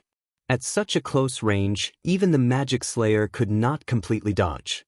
The shield on his body was finally broken. Half of his body was riddled with bullet holes, and blood was gushing out. Surprisingly, the magic slayer did not seem to be in pain. Instead, he thrust his hand into his wounded body with a hideous smile. With the help of the surging magic power, the magic slayer's body healed at a speed visible to the naked eye. Monster! Sylvie, who had witnessed all this, could not help but let out a cry of despair. I gained the ability to plunder life and give it to myself. It's rude to call me a monster. Osruk returned to the other senior demon and replaced it with a gas canister. Unruffled, he said, "Every wound on your body and every bit of strength you lose will become part of my nourishment. You should know the result of the battle. Struggling will only increase the pain. If you surrender now, I can let you die painlessly as a reward for your bravery." Bullshit, Zoe cursed. I will never surrender to the demon. I'll tear you into pieces even if I die 1,000 times. But Andrea did not hear these. The gunshots, roars, screams, and warnings seemed to be very far away. She slowly crawled to Elena, turned her over, and held her in her arms. She murmured blankly, "Why? Did you save me?" Ahem. Elena coughed out some blood and laughed in a low voice. "It's our destiny to die in battle. The only difference is what we get in return. Our limit has been set, but you have unlimited potential. Isn't it obvious what we should do?" Looking at the sorrowful Andrea, the god's punishment which reached out her hand and gently stroked her cheek. "Don't feel sorry for me. It doesn't hurt at all. Really, it doesn't hurt at all. I'm just a little sleepy." Her voice gradually faded and Elena's breathing calmed down. It was as if she had really fallen asleep. Andrea gripped her hand so hard that her vision became blurry. At this moment, the troop had completely stopped moving. 2 more gods' punishment witches had been knocked down by the magic slayer, and the enemies on the flanks were gradually closing in. Is this the end? The burden on her body finally exceeded its limit. A strong sense of dizziness overwhelmed her and she could no longer sit upright. She swayed and fell on her back. Dark clouds had gathered in the sky, as if a storm was brewing. Amidst the thick and dark clouds, she could vaguely see a flickering golden light.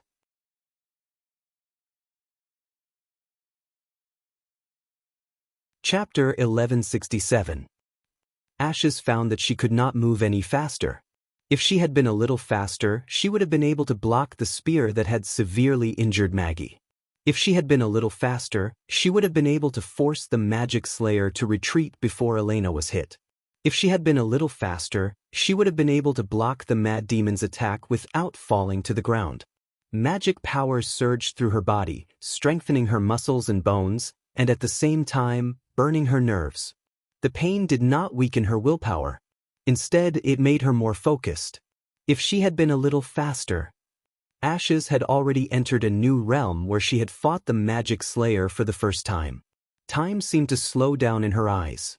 She could clearly see every detail on the battlefield, such as the cracks on the bone spears, the puddles under the demon's feet, the faint rise and fall of Maggie's chest, the blood flowing out of Zoe's body, and so on. She was able to react accordingly. She would either swing her sword to kill the demons or help them. She felt that magic power was continuously flowing into her body and condensing in every part of her body. Perhaps this was the level of advancement that Agatha had mentioned. She thought that she might have already reached that level. The condensed magic power not only provided her with great strength, but also gave her a keen sense of perception, which enabled her to fight two senior demons at the same time without falling into a disadvantageous position. But that was all. Clang! Ash's sword and the Magic Slayer's arm collided, sending out a series of sparks. What's the matter? Is this the fastest you can go?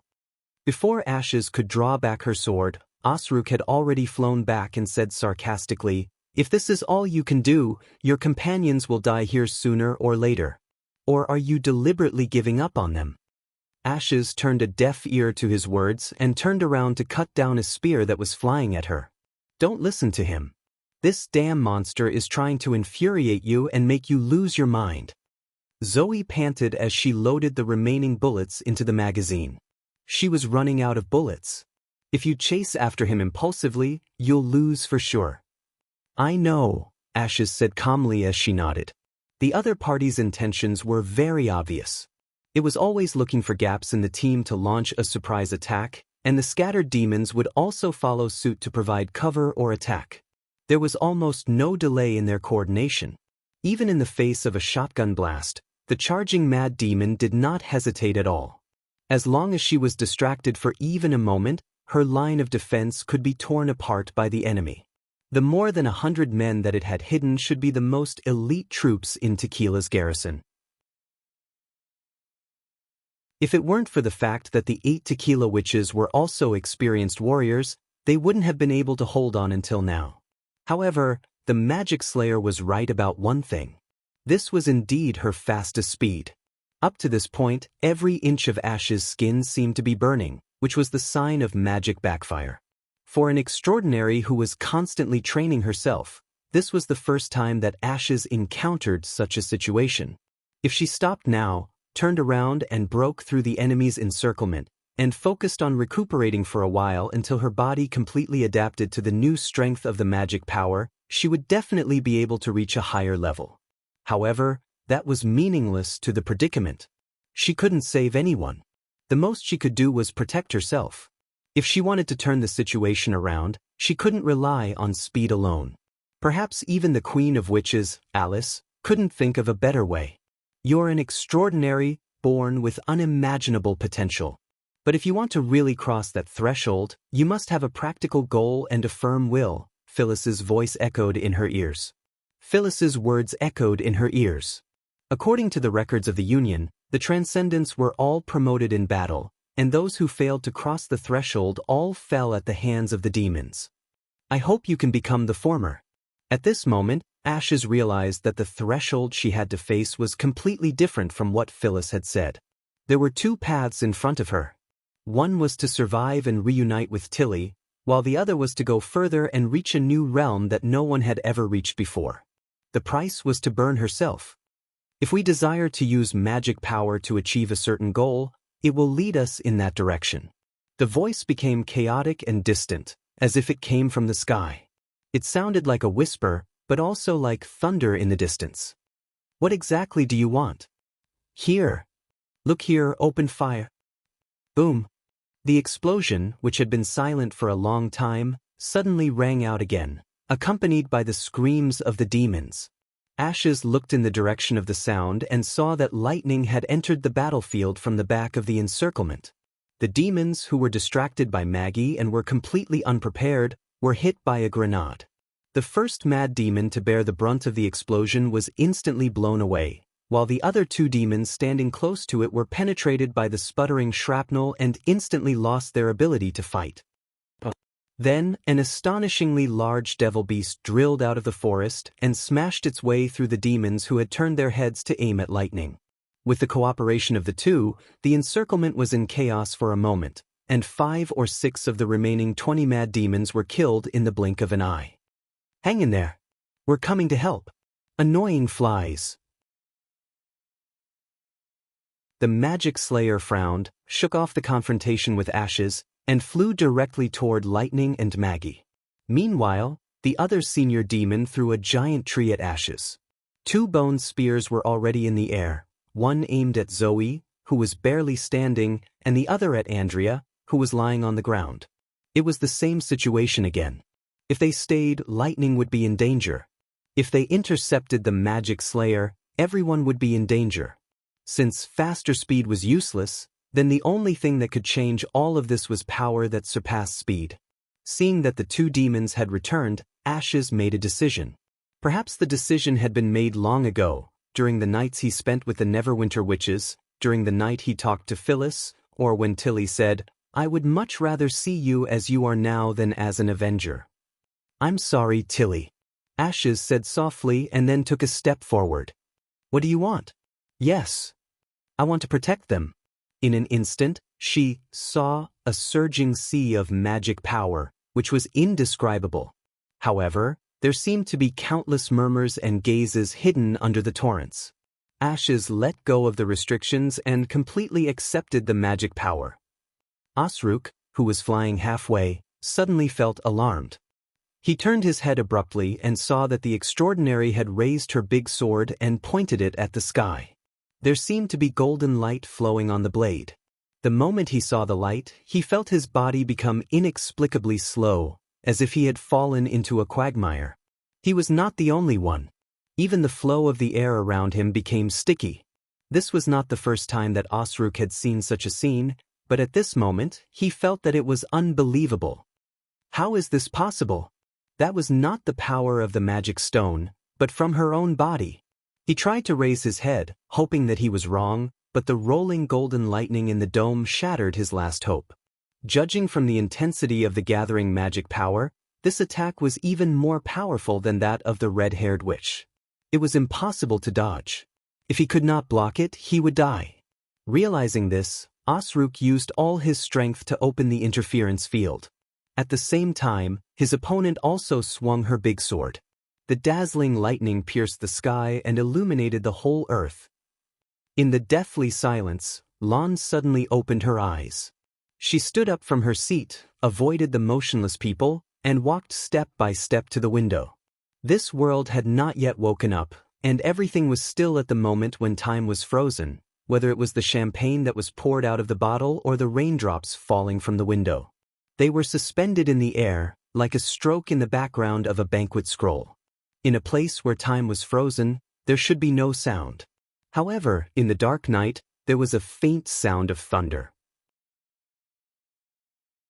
She opened the window and looked at the distant sky in a daze for a long time without saying a word. When Lightning recovered from the dazzling lightning, she was surprised to find that the ground where the fierce battle had taken place had turned into a scorched earth. All that was left of the surrounding trees were smoking trunks, and the air was filled with a pungent burnt smell. What happened just now? She only remembered that a mad demon hiding behind a tree suddenly pounced on her. She had focused all her attention on the Magic Slayer and only noticed that he was close to her. In a moment of desperation, she threw the launcher at the Magic Slayer, hoping to stop him. Then, the golden light enveloped her. But now, except for the 2 senior demons, the rest of the enemies were nowhere to be seen. The one that had been transformed from the Lord of Hell was lying on the ground. His body seemed to have been burned by high temperatures, and his rough skin was cracked open inch by inch. He seemed to be on his last breath. The Magic Slayer did not look any better. Half of his body had disappeared, and dark light was wriggling around his wounds. He stood motionless. But for some reason, Lightning felt a trace of uncontrollable fear. Right. Ashes. She hurriedly looked at the center of the ground and heaved a sigh of relief. The familiar figure was still standing upright with a sword in her hand, shielding everyone behind her. "Are you okay?" Lightning flew to Ash's side, but before she could finish her sentence, she was interrupted by Ashes. "Take everyone away from here. The farther, the better. Listen to me. Leave this place to me, before I can control my power." Unknowingly, there was an unquestionable majesty in Ash's tone, which made Lightning swallow back the words she wanted to ask. So that was the case. Their presence here would only hinder her performance. Looking at her burning golden eyes, at least at this moment, she vaguely understood the meaning of thunder falling from the sky. Lightning asked Maggie to transform into a devil beast and put everyone on her back. Although she could not fly with so many people on her back, she could still run with them. After a while, the two left the ground and ran into the woods. After running for hundreds of meters, Maggie could not help but ask, how did Ashes trigger the sigil of God's will? We didn't bring the sigil of God's will.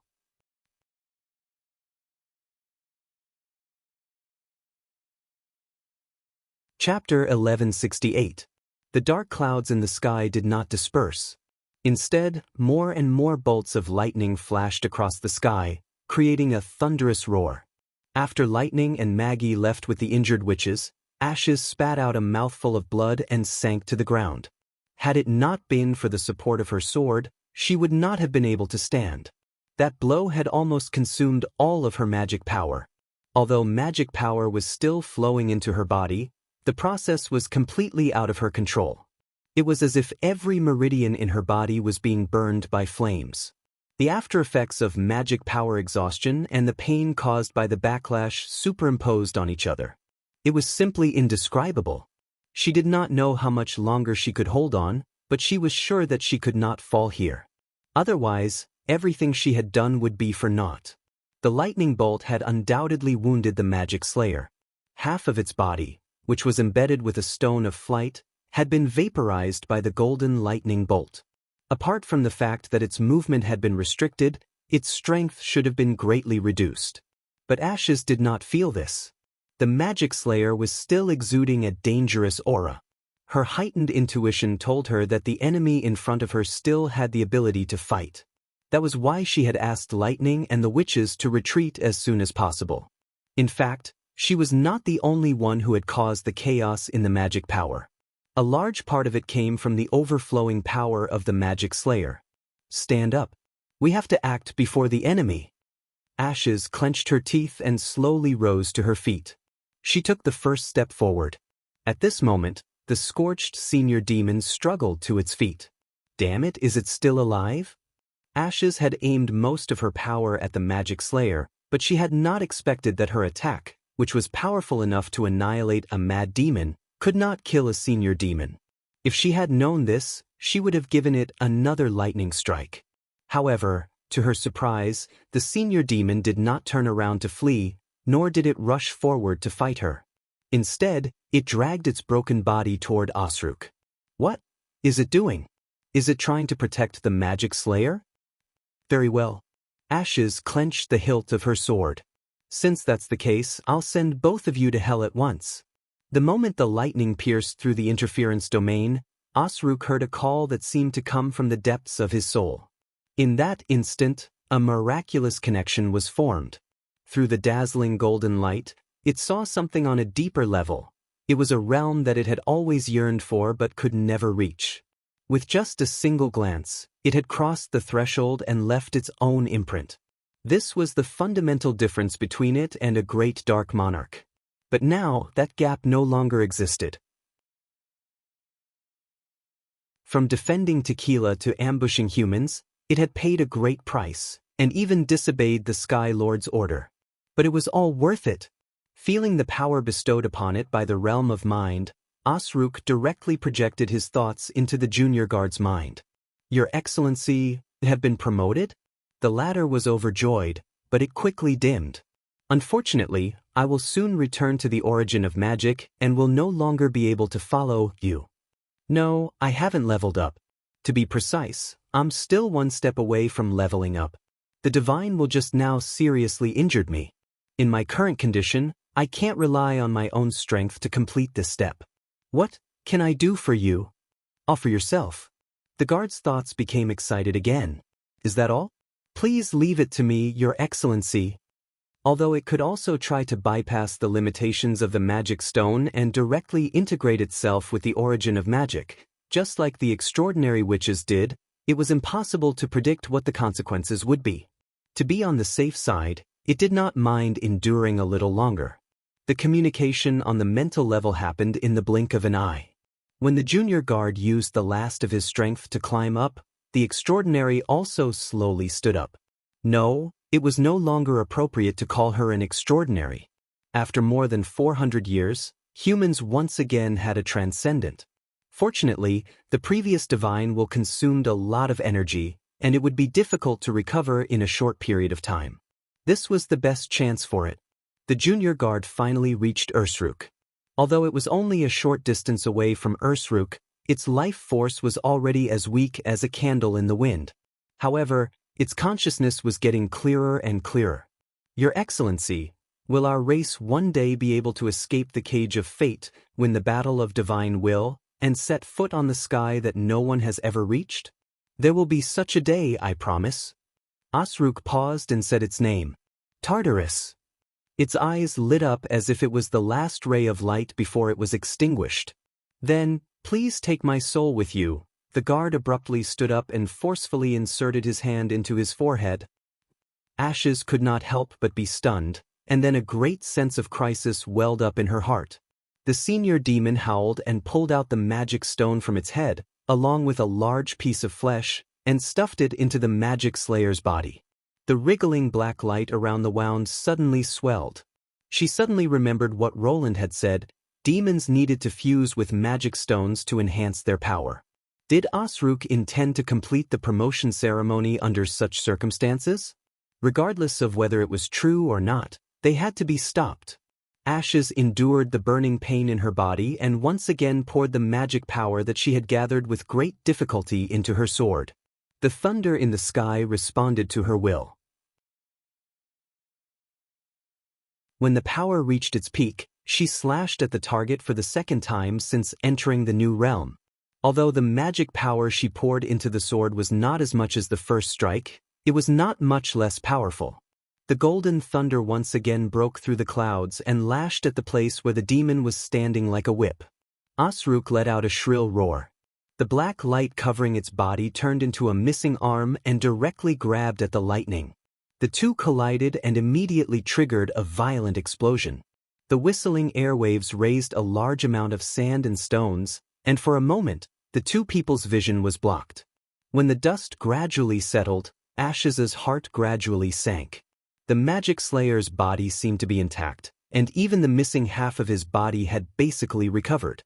The only change was that the new arm was several times thicker, and there were two long barbs sticking out of the shoulder and elbow, which looked like the limb of the senior demon. However, the aura he exuded was completely different from before. I have to say, you're a rare genius among witches. Not only did you surpass the previous strongest human, but you also opened the door to the realm of mind. For a race with a lifespan of only a few decades, it's really commendable for you to do this. Ursruk stretched out his 5 claws and easily tore apart the body of his own kind. Then he inserted a bottle of blue blood into his own body. Unfortunately, you're not the only genius, especially for those of us who can live beyond the battle of divine will. This is a difference that exists at birth. Although it's a little unfair, fate has no choice.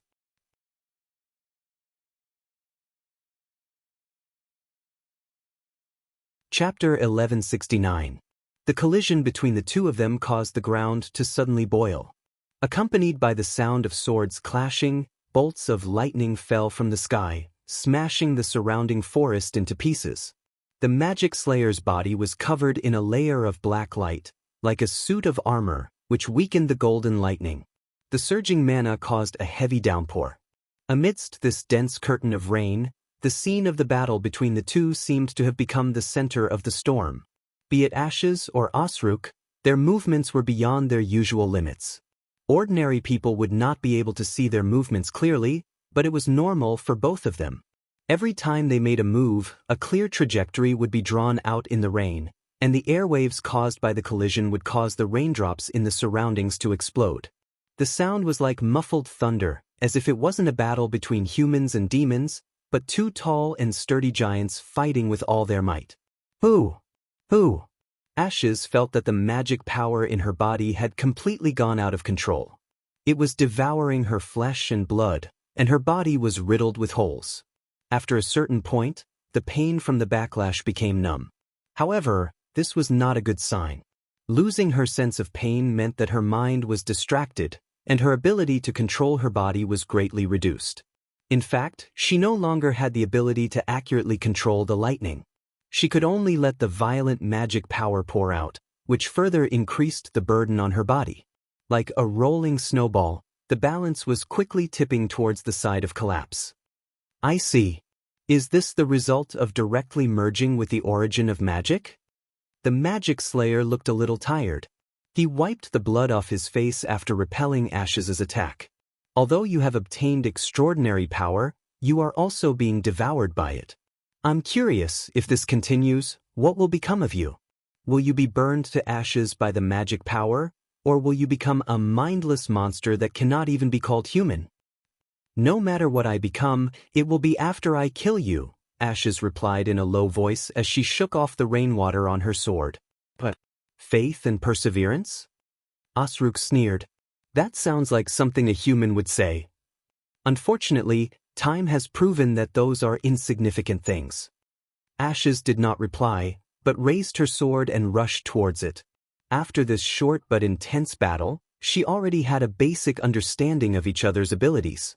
If they continued to fight, her chances of winning would only become slimmer. The Magic Slayer's movements became smoother and smoother, probably because he was gradually getting used to his new body. His strength and technique were also steadily improving. Not only that, but it seemed to have completely adapted to the rhythm of the battle. Regular slashes could now hardly hurt it. This kind of limitless growth was really chilling. It also made her realize what kind of height a so-called talented person could reach. The only way for her to kill her opponent was to gather enough power of divine will. Ashes did not know why she could trigger a celestial phenomenon without the sigil of God's will. She only knew that the magic power responded to her call and transformed into golden thunder according to her will. But even if the lightning struck the Magic Slayer, it would dissipate most of its power, leaving only a few more wounds on the Magic Slayer. Although it would be effective if she attacked more than enough times, it was a pity that she wouldn't be able to last that long under the constant weakening of her strength. The biggest problem was that it took time to gather the power of divine will, and the Magic Slayer would definitely not let her finish her attack. She had to create an opportunity for her to gather enough power of divine will. It was obvious what she should do next. Ashes approached Ursruk and fought back and forth for a while. Finally, Ashes purposely revealed a flaw in her defense and her sword missed its target. The Magic Slayer would not let go of this opportunity. He clenched his fingers and stabbed at her chest. Instead of retreating, she moved forward and collided with the Magic Slayer. The sharp claws pierced through her right chest and only stopped when it reached her elbow. Osruk's expression changed. Ashes coughed out a mouthful of blood and grabbed the Magic Slayer with both hands. She said in a low voice, "I got you." At the same time, the gloomy clouds above them began to spin and in the blink of an eye, formed a huge vortex. What did you say? Ashes, she, became a transcendent? Agatha's surprised voice came from the sigil of listening. After traveling several miles to the west, Lightning finally contacted the command center and reported to the Ice Witch that they needed help. She was relieved when she learned that the first army was already on the way. She then told the command center about the Magic Slayer's attack. I can't think of anyone other than a transcendent who could do that. Lightning slowly flew in the air and looked at the forest behind her. Lightning flashed and thunder rumbled. Golden serpents pierced through the sky from time to time. Even the sigil of divine will could not sustain such a scene for long. It's indeed a characteristic of extraordinary witches to advance in battle. If she really did overcome that hurdle, she should have no problem dealing with the Magic Slayer. It was the right choice to let you guys retreat. Anyway, I'm glad everyone is fine. Lightning's expression darkened. The ambush team had suffered some casualties, but she did not tell the Magic Slayer about it. After a moment of silence, she changed the topic. What about the demons? Did they also advance in battle? For some reason, the fear of the Magic Slayer lingered in her heart for a long time. Osruk's motionless posture and the wriggling black light around his wound gave her a very strange feeling. There's no record of this in the Union. According to His Majesty's memory fragments, they need to successfully fuse high-quality magic stones to enhance their power. Agatha replied, "Of course, it's possible that battles played a crucial role in their advancement. If I'm not mistaken, fusing with magic stones is similar to passing the day of adulthood for witches. It's a test of the body's tolerance for magic power. The so-called failure of the fusion might be a manifestation of the backlash. By the way, why do you ask?" "No, nothing." Lightning bit her lip. "I'm just a little worried." It was not impossible for the magic slayer to carry a few high-quality magic stones with him. But could anyone really advance in the midst of a fierce battle? When a witch passed the day of adulthood, she would usually lie in bed and wait for the moment to come. Don't worry. Transcendents don't need to rely on their abilities to fight. If the magic slayer's greatest restraint against witches doesn't work, I believe he'll win soon, Agatha comforted her. Well, I think so. She nodded and was about to descend to return to Maggie when a series of dull roars suddenly came from afar. Lightning turned her head and could not help but freeze in place. The dark clouds in the sky surged like a tide and gathered in the place where she had left. Layer by layer, they formed a gray cloud tower. It rotated slowly, like a passage connecting the sky and the earth. She had only seen such a spectacle on the sea. When a strong storm came, a huge whirlpool would appear in the sky. If one did not find a way to avoid it or sail into the center of the whirlpool, any ship would be torn to pieces by the huge waves that followed. But this was the land. What happened? The voice in the sigil of listening was interrupted. What was that sound? Lightning could not help but clench her fists. I don't know. How long will it take for Princess Tilly's reinforcements to arrive? The gods' punishment witches are moving combat equipment to the Seagull. It'll take them about 10 to 15 minutes to get there. 15 minutes? She was silent for a moment and then ended the call. Flying back to Maggie, Lightning began to search among the unconscious wounded. The thunder was so dense. Will Ashes be okay? Maggie asked as they hurried along. She'll be fine. She's a transcendent. You just need to send everyone safely to the rendezvous point. Did you forget where it is? Of course so. Just go around the Tequila ruins and turn southeast. Wait, why me and not us?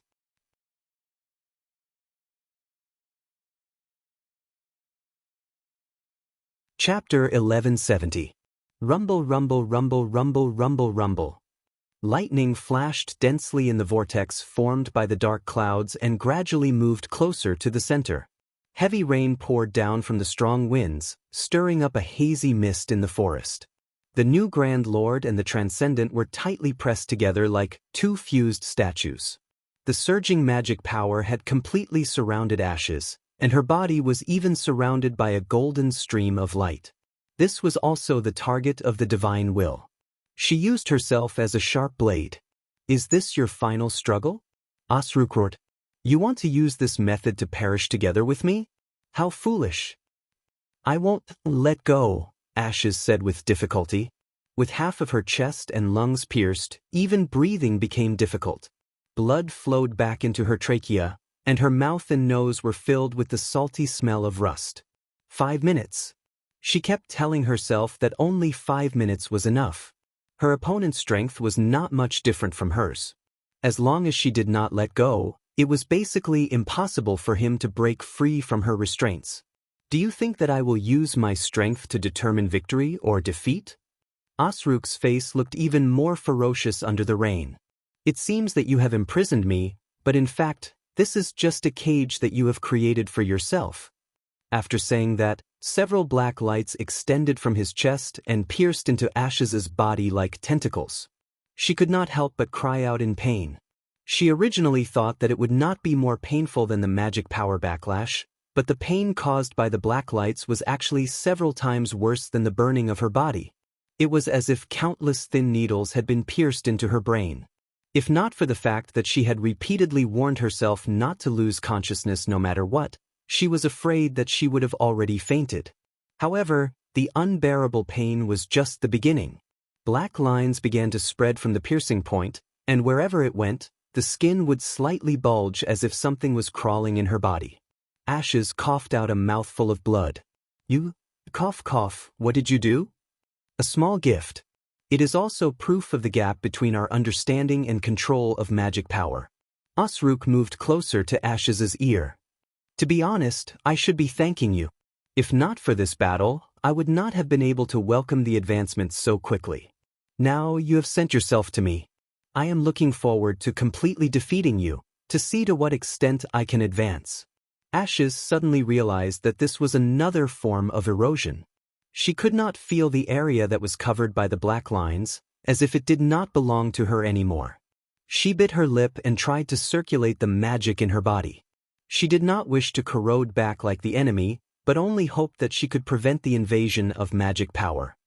You don't even think of controlling me. But even so, the erosion only stopped for a moment. Even so, the erosion only stopped for a moment, and the speed of the expansion of the black lines slowed. But it still continued. Forward.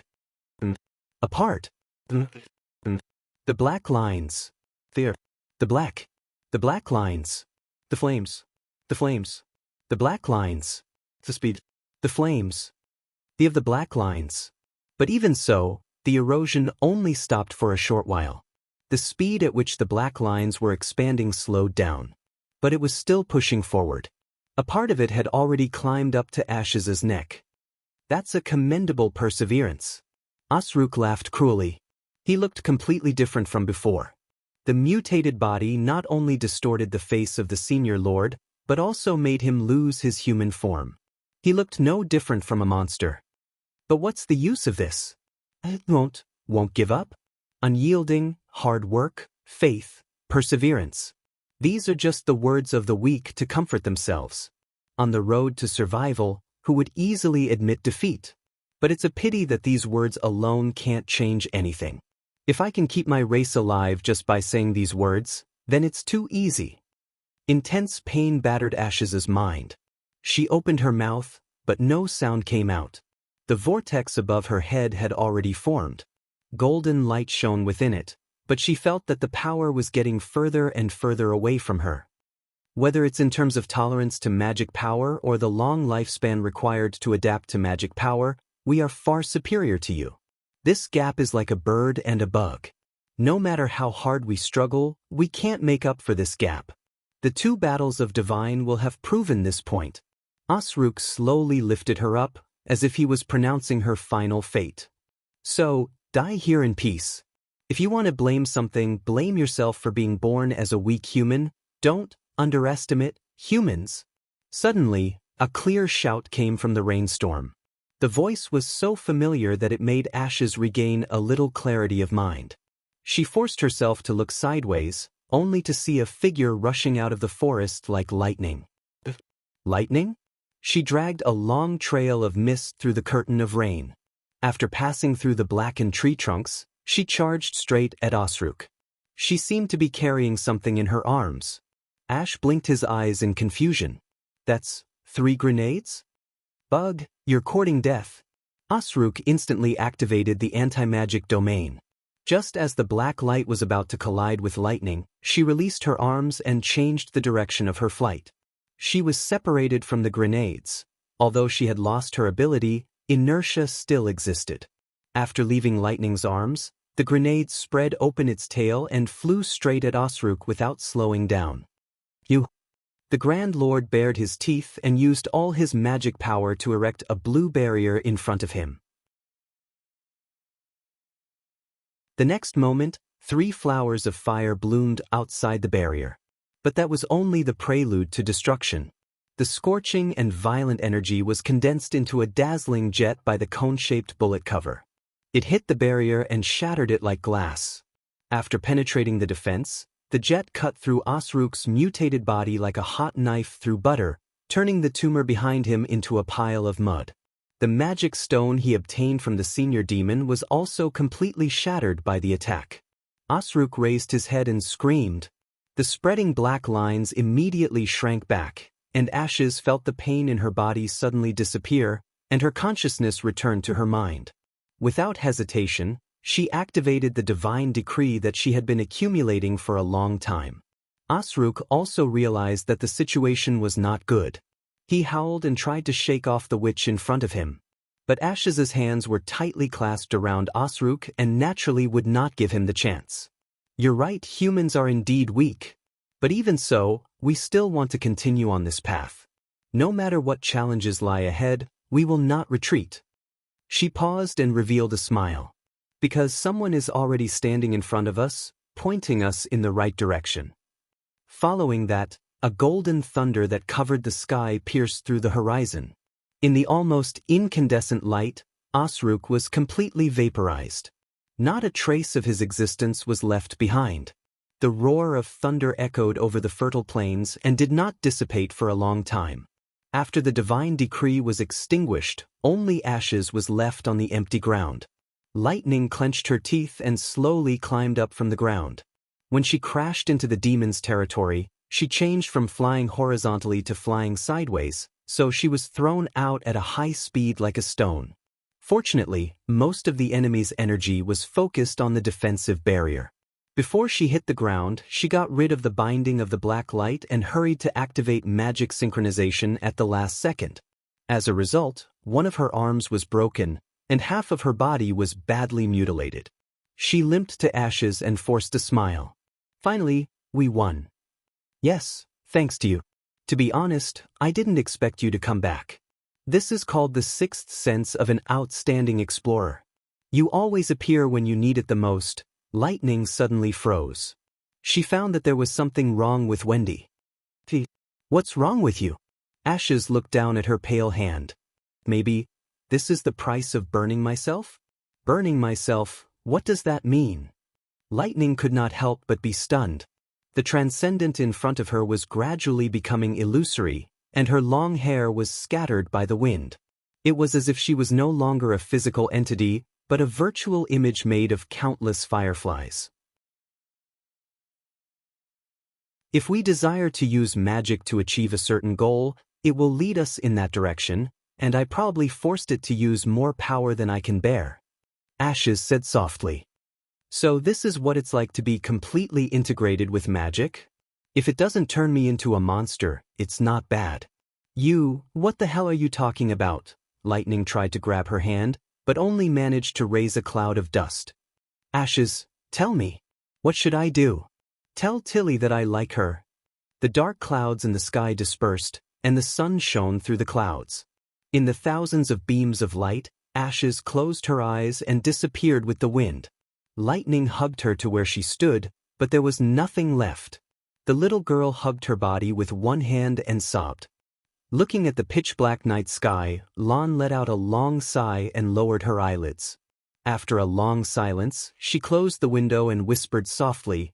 It sounded like she was asking someone, but also like she was talking to herself. What are you looking forward to? There's nothing to hesitate about, right? Hurry up. I don't have time.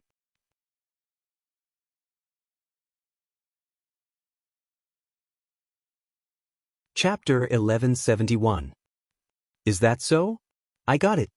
Hearing the news from the front line, Roland felt his heart sink. After a while, he replied in a low voice, "How's your injury?" Then there was silence again. When he spoke again, it was already several minutes later. No, it's not your fault. There should be no ifs at this time. Now that the threat from the front line has been eliminated, take a long vacation and have a good rest. After hanging up the phone, Roland leaned back in his chair and heaved a long sigh. Nightingale seemed to have expected something. Instead of flashing to the table as usual, she walked to Roland's side step by step and asked, "Was it Leaf?" Roland closed his eyes and said, "The war is over." The First Army conquered Tequila at a small cost and found a half-built tower foundation in the God's Stone Mine. Although the ambush plan failed, the enemy magic slayer was killed and the curse was gone. It was a blessing in disguise, but... He paused and said, "Ashes and Elena didn't survive." The fool? Nightingale could not help but be startled, and then turned her head away. According to Lightning, Ashes became a transcendent in the end and perished together with the demon. Apart from a small piece of the sword hilt that was melted, there was nothing left, Roland said slowly. When he saw the ambush site besieged by the demons through the phantom instrument, he knew there was a problem with the plan. Judging from the demons' arrangement, it seemed that they were waiting for the witches to attack. Unfortunately, he could only see a corner of the battlefield through the light screen. After the special action team decided to retreat to the west, they soon disappeared from his sight. As a result, he was burning with anxiety for the next day and a half. In fact, at that moment, Roland had already prepared for the worst. The final result could be said to be much better than what he had expected. Even so, when he heard that there were casualties, he found that he could not relax at all. After all, he was the one who approved the ambush plan. Although Ashes is arrogant and presumptuous, at least she is serious about every choice she makes. Nightingale put her hand on the back of Roland's hand and said, "Elena is even more so. I believe they have long been prepared for this.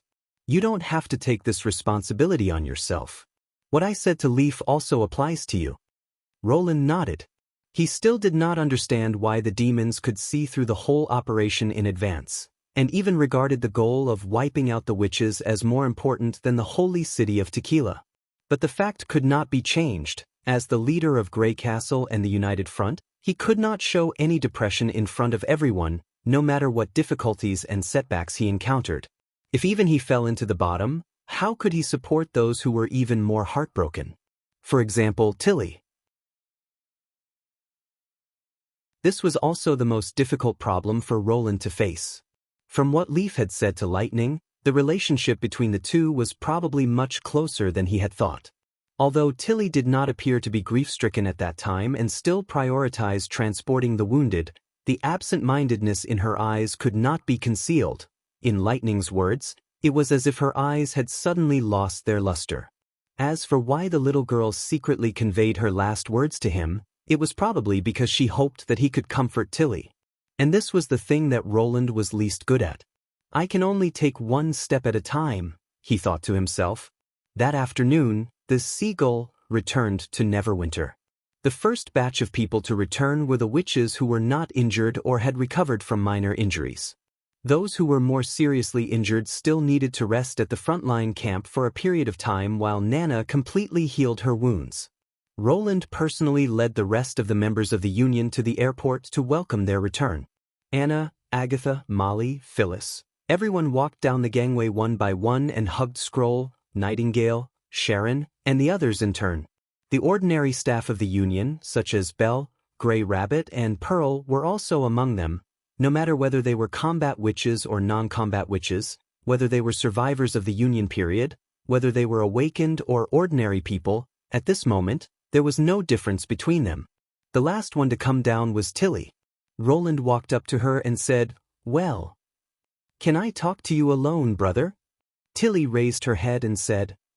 Back in the castle office, Roland said a few words to Nightingale and personally closed the door. "Well, what do you want to say?" As soon as he turned around, he suddenly felt his chest tighten as a figure leaned against him. "Don't move, please."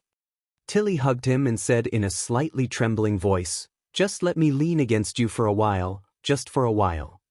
Towards the end of her words, there was already a sob in her throat, and her fingers clutched his back harder and harder, almost as if they were going to dig into his flesh. "I see." She was also like him. As the guide of the sleeping spell, she could not show excessive sadness in front of everyone, and the deeper her feelings were, the more painful it was to restrain them. It was not easy for her to hold on until now. Roland gently patted her back and said, "There's no need to hold it in anymore. Don't worry and cry, no one here can hear you." Woo, woo. At first, Tilly let out an extremely suppressed sob, then it became louder and louder, and finally she let out a cry that he had never heard before. Even when she was maliciously bullied by Prince Roland when she was a child, she had never been so sad. Like a person who had lost their most precious treasure, her cry was full of grief. It was no longer important whether there were words to comfort her or not. All he could do was to accompany her to the end.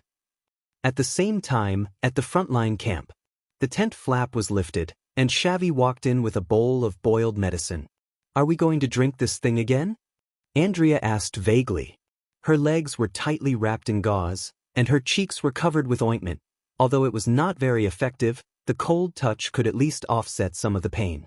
I can't drink it without sugar. Then, should I ask the medical team for some? Shavi hesitated. The medical team won't have sugar, and we're not in Neverwinter. Forget it, just help me up. Andrea sat up, took the bowl, and drank the bitter painkiller in one gulp. Ahem, is Nana still busy? How long do I have to wait before I can see her treatment? I asked her, and she said it would take about 3 or 4 days. She said those God's punishment witches were more seriously injured than you, and said... Said what? Shavi muttered in a low voice. She said your leg injury looked scary, but it's not fatal, and that you just need to drink the medicine. Andrea rolled her eyes. I'm not that muscular monster. How can this degree of injury heal naturally? Shavi's eyes reddened. All right. Andrea coughed twice. Pretend I didn't say anything. No. Shavi shook her head.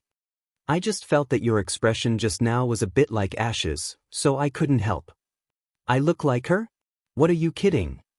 She frowned, but forced herself to suppress it. It seemed a bit vulgar to say it like that. Aristocratic. Well, I'm just a little tired. You should go back and rest. Remember to tell Lightning or Maggie in advance next time, and ask them to bring back some honey when they patrol. At least it'll make it easier for me to drink the medicine. Okay, I got it. Thanks. After Shavi left, Andrea found that she couldn't calm down. You only know how to put on a brave front and become a transcendent in the end.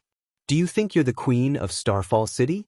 But now, you killed the Grand Demon Lord, and became a hero who saved everyone. It would have been fine if that was all. She lay down again and pressed her face with her hands. Bastard, have you never thought about it?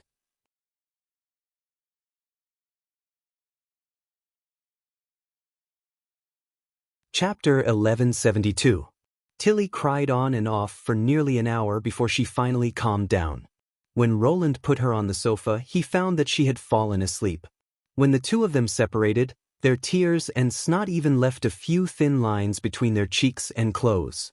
Of course, it was not convenient for the witches of the sleeping spell to see her undignified appearance. Roland thought for a while and finally called Anna to carry Tilly to the big bedroom on the 3rd floor of the castle. After wiping her cheeks, Tilly's breathing returned to normal, but she still showed no signs of waking up. Roland could tell that she was indeed very tired. Relying on busy work to numb oneself, this kind of shock therapy was not uncommon. After learning the news of Ash's sacrifice, she probably did not have a moment of good rest. You sleep with her tonight, Roland sighed. At times like this, I'm afraid of being alone the most. You're the only one who can take care of her now. Don't worry. I can feel her mood and know what to do. Anna nodded gently. What about you? I'll sleep in the 3rd border city. I've been there for the past few days anyway, so it doesn't matter if I stay a little longer. Roland replied. And they should know about the success of the torch operation as soon as possible. I think those ancient witches have been waiting for this day for a long time. Okay. Anna came over and kissed his cheek. Although I don't want you to leave, these things are really more important. Sorry, it's rare for you to come back from the front. Don't be silly, Your Majesty. There's still a long way to go. When Roland walked to the door, Anna stopped him again. By the way, don't forget to call Nightingale, she said seriously. The only person in this city who can't have an accident is you. Looking into her clear eyes, Roland agreed and closed the door. As soon as Roland entered the 3rd border city with a large group of guards, Pasha appeared in front of him. Your Majesty, any news from the front? How's the situation? From the swaying whiskers all over her body, one could tell that she was currently in a state of unease and unrest. Roland had no intention of keeping Roland in suspense and replied bluntly, We won a complete victory. The demons on the plain were wiped out and the magic slayer failed to escape.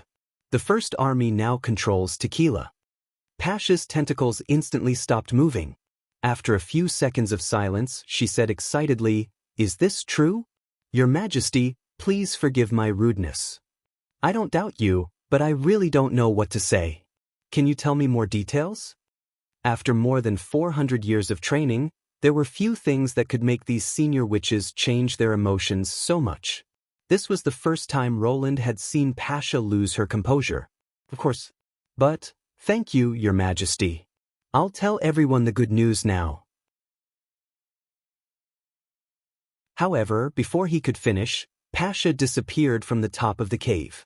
Roland was stunned for a moment and finally could only shake his head helplessly. When he entered the underground hall, not only Pasha, Aletheia, and Selene, but also all the remaining God's punishment witches had gathered in the center of the hall. They lined up in a straight line and waited expectantly for him to speak. This made it difficult for Roland to complete the second half of the sentence. Let nature take its course, Nightingale reminded him in a low voice. Or you can tell Pasha and the others privately through mind communication.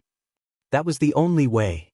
He nodded, took a step forward, and began to tell them the general process and result of the last battle.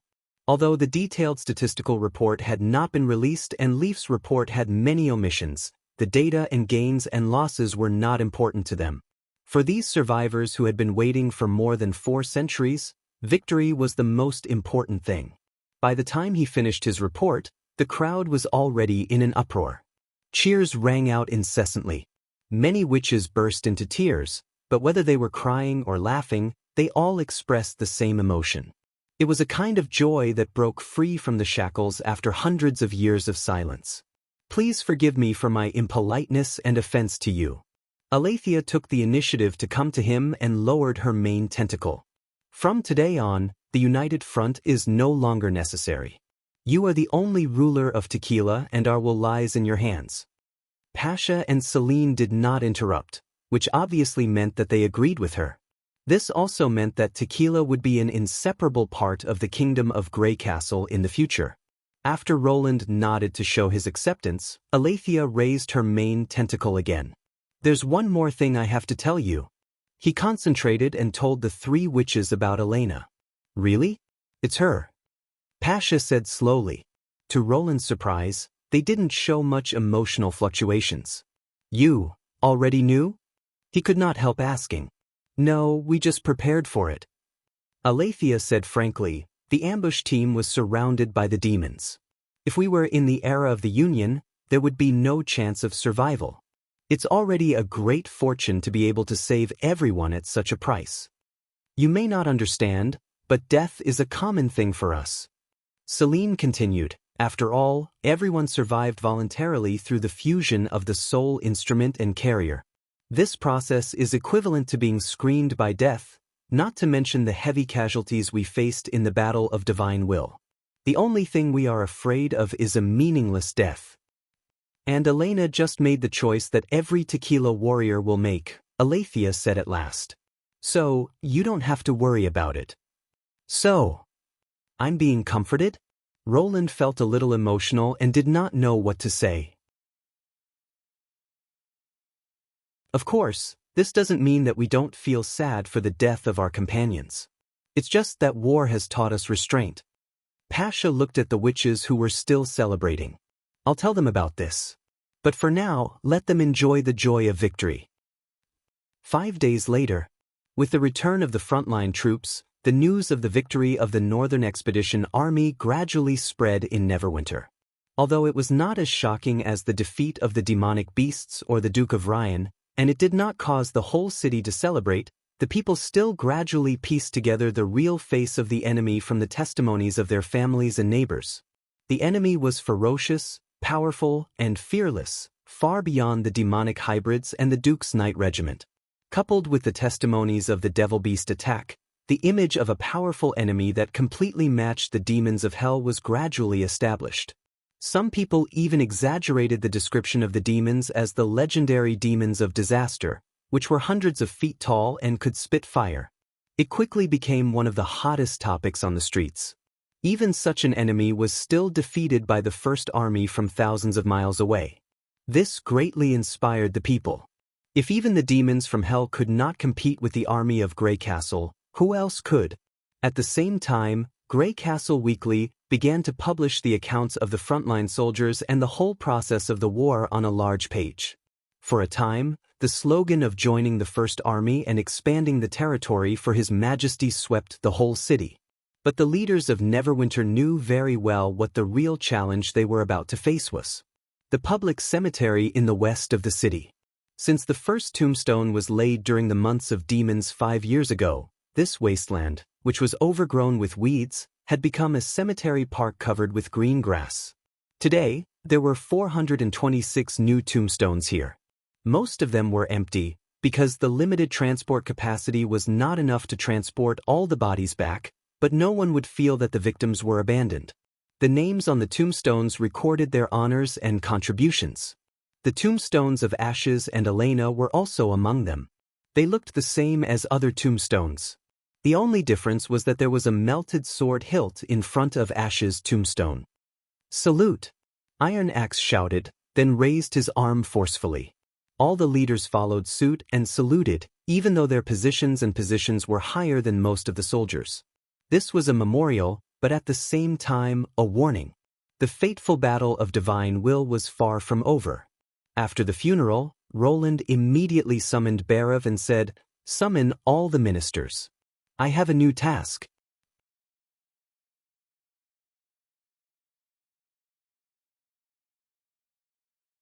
Chapter 1173.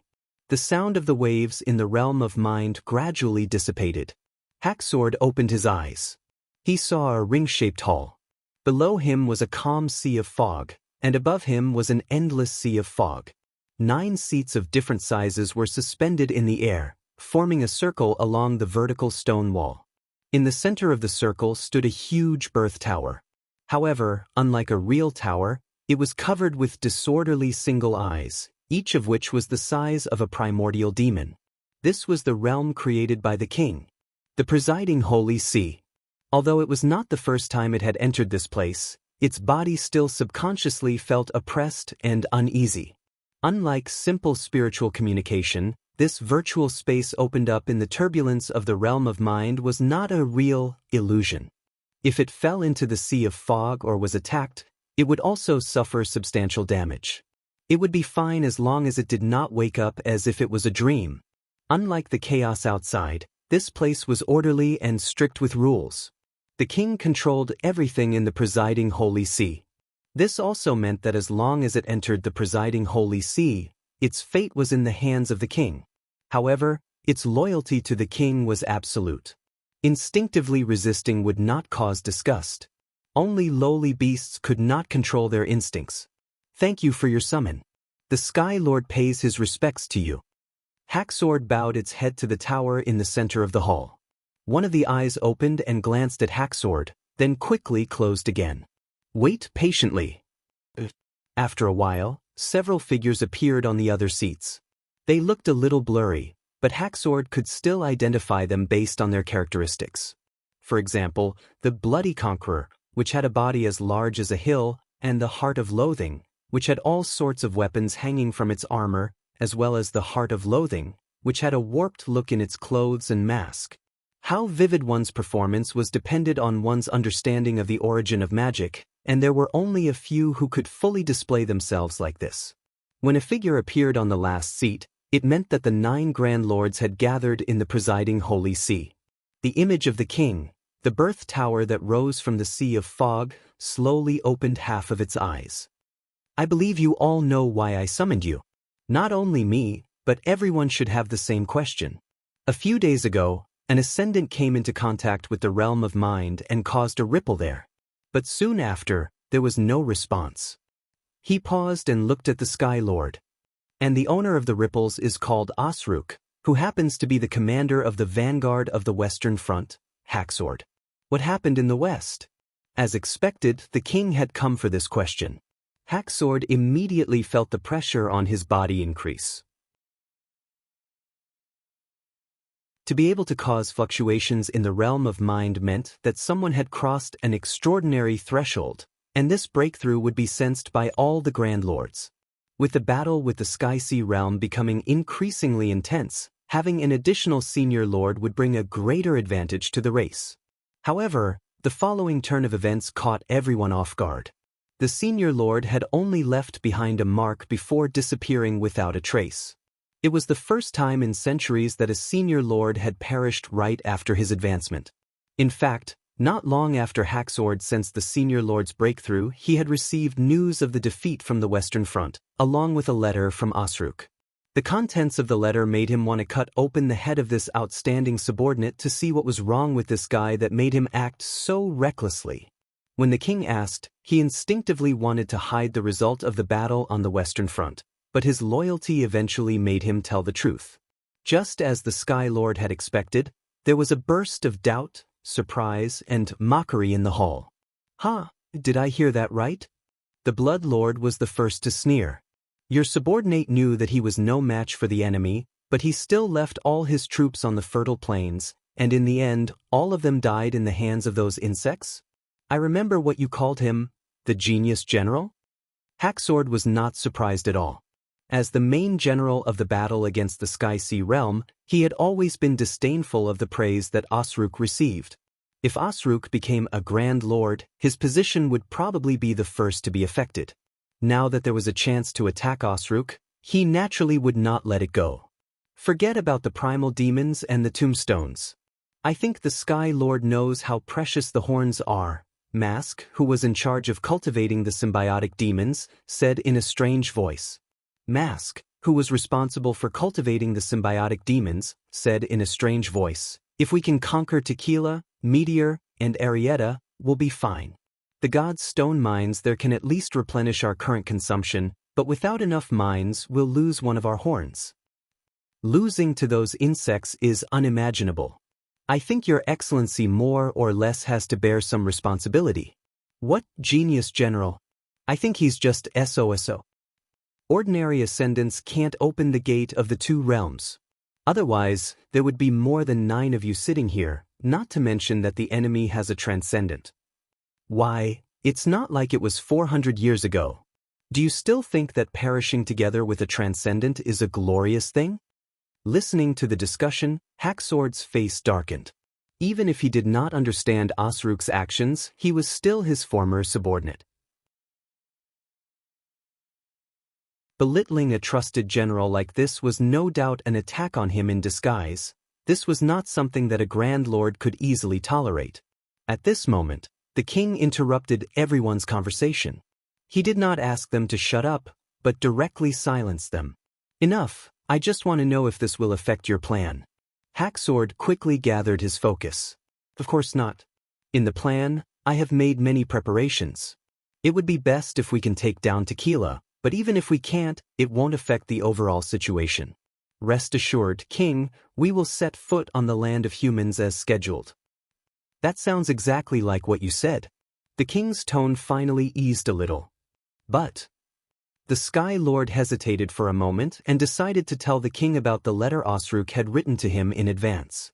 Perhaps it was the trust he had accumulated for hundreds of years, or the warning was so horrifying that it stuck in his throat. No matter what the reason was, Haxord felt a voice in his heart reminding him to speak. But this plan needs to be adjusted in terms of military strength. According to the commander of the Western Front, we need at least 10 times the number of soldiers to stabilize the war. 10 times? The Blood Conqueror growled. "Are you kidding me? The Sky Sea realm is suppressing the front line, and you still want to take soldiers from me? I won't give you a single cent." "Osruk, what did it say?" the king asked in a deep voice. When it wrote this letter, the battle between the vanguard and the humans had not yet begun. It said that it insisted on staying in Tequila because it discovered the opponent's vital weakness. If this plan succeeds, it will greatly weaken the opponent's strength. At that time, it will increase the number of soldiers by 10 times. If it leads, it will definitely destroy the humans. "Is this a prophecy?" Someone sneered. "I wonder if it foresaw its own death?" Haxord nodded after a moment of silence. "It did mention it in the letter." The hall suddenly fell silent.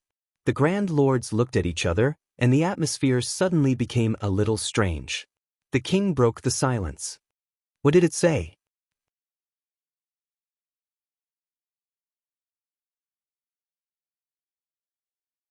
Chapter 1174.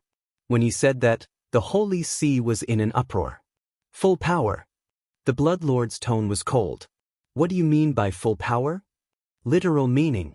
Once he started, Hacksword found himself relaxing. Give up the cities that have finished mining the god's stone mines, give up most of the land to the Sky Sea realm, and then send all the troops to the Land of Dawn. Not 10 times the current plan, but all, including the existing and new ones, one after another, until the humans perish. Impudent. Is he crazy? Then where will the millions of people in the cities go? Although the letter didn't say, I think it should be the fertile plains. That place is wide enough to accommodate all the immigrants, the Sky Lord replied. This isn't ants moving. Mask was so angry that he laughed. If we can't move the birth tower, just moving them there is suicide. Besides, we only have one chance to erect a new tower after the bloody moon descends. It would be good if we can build it in Tequila, but the problem is that Your Excellency's genius general has already given up the fertile plains. Isn't it too late to talk about this now? It wasn't that he wanted to give up on Tequila, Hacksword thought expressionlessly. The so-called second-hand preparation was just a helpless choice with limited military strength, and the one who rejected the request for reinforcements was the Supreme King. Of course, he would never object to Wang Xinxing because of this matter. This little bit of grumbling was just his instinct. That's right, instinct. If we consider this line of thought, it's not impossible. He paused. For example, using the deity of gods? Absolutely not. Blood Lord interrupted him before he could finish. That is our only hope to counterattack the Sky Sea realm. Using it to deal with the insects? Stop joking. The deity of gods is the core of the third battle of divine will, the king added. Every plan revolves around it. It's impossible to change course because of one person's judgment, even if he's a newly promoted senior lord. There's no need to discuss this further. Since the king had made a decision, it meant that the matter was settled.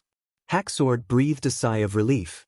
In fact, even it felt that Osrook's words were too shocking. If not for the strange feeling in its heart, it would not have mentioned the contents of the letter in front of all the Grand Lords, especially the Blood Lords. No matter what, it had done its duty. Also, I think the request to increase the number of troops by 10 times is simply nonsense. Just as the Bloody Conqueror was about to follow up with another attack, someone suddenly interrupted him. I think we can't completely ignore Osrook's warning. The speaker's voice wasn't loud, but it left everyone stunned. It was the guardian of the capital, Silent Disaster.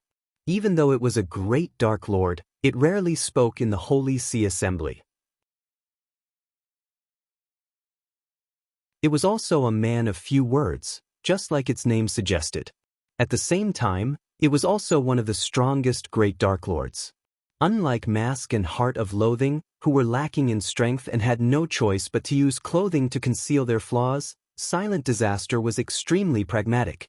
Despite having evolved to a high level, it seemed to be clad in a pitch-black armor all day long.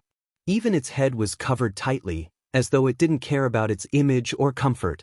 Reason? The king asked succinctly. In this world, there might be legacy shards that we don't know of. The hall was in an uproar once again. This sentence was even more shocking than Osrook's last words. How is that possible? There are a total of 4 fragments. Aren't they determined based on their shape? Do you also think that humans have upgraded through unknown means, so we need to deal with them with all our might? Where did you get this information from? Everyone questioned. No, I don't have any evidence, it's just my own guess. Silent Disaster said slowly, I once saw some incomprehensible scenes in the divine realm. Can you tell me? Half of the king's eyes looked at it. Silent Disaster shook its head. It's hard to describe with words. Please look into my memory, king and everyone. Then it lowered its head. Then, the king suddenly opened all its eyes. At that moment, Hacksword felt his body tremble. An extremely cold feeling drilled into his mind, and his body's resistance and rejection reached its peak. That was the discomfort caused by the forceful injection of consciousness. No, I'm absolutely loyal to the king. The Sky Lord forcibly suppressed its instinctive resistance and accepted the consciousness. Then a series of strange scenes appeared in front of it, which seemed to be a mixture of countless emotions of fear that could be reflected into the depths of its mind through its eyes, making it difficult to extricate itself. Amidst these images, Hacksword could vaguely see the figure of a human standing not far away, as if admiring Hacksword's struggle. Hacksword knew that these were not simple illusions.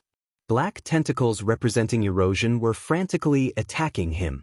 If he did not think of a way to escape, he would be devoured by the realm of mind. So it fled, and in its haste, it even broke a part of the throne's armrest. The next moment, Hacksword suddenly woke up from the other party's memory. In such a short period of time, it already felt a chill run down its back. And the other Grand Lords seemed to feel the same, and for a moment, the hall was filled with heavy panting sounds. At this point, everyone understood the meaning of Silent Disaster's words. It was common knowledge that there was a certain connection between the inheritance shards. When using the inheritance shards to communicate with other races, there was a price to be paid. Generally speaking, the party that had less involvement in the realm of mind would pay more. If it was a witch who appeared in the divine realm, it would not be strange at all. Actively exploring the realm of mind and inadvertently entering it were two completely different things. The latter could not be used as a measure of strength, especially for witches with all kinds of strange abilities. However, that figure was a male. And in the 1,000 years of records, there had never been any signs of a male human being able to use magic power. If it wasn't due to the upgrade, it was really hard to explain this phenomenon. At the same time, Hacksword also understood why the other party had waited until today to speak of this matter. To be frightened by a bug that could be crushed to death with a lift of his foot and flee from his throne, it was likely that anyone else would not mention it. It could not help but be curious, would the face hidden under the pitch-black helmet blush? It seemed that wearing armor all day was not without its benefits. Speaking of which, could it be that this was the reason why Silent Disaster requested the king to change the Guardian? As expected, very soon, a Grand Lord looked at it. Your Excellency Firmament, could it be that you also— No, although I have entered the divine realm a few times, I did not see any phenomenon, Hacksword hurriedly said with its chest puffed out. If there was, I would definitely report it to the king immediately. Besides, with my understanding of the realm of mind, the situation might be reversed. After saying that, it felt a cold glare from Silent Disaster. Interesting. At this moment, a clear and melodious voice reached everyone's ears.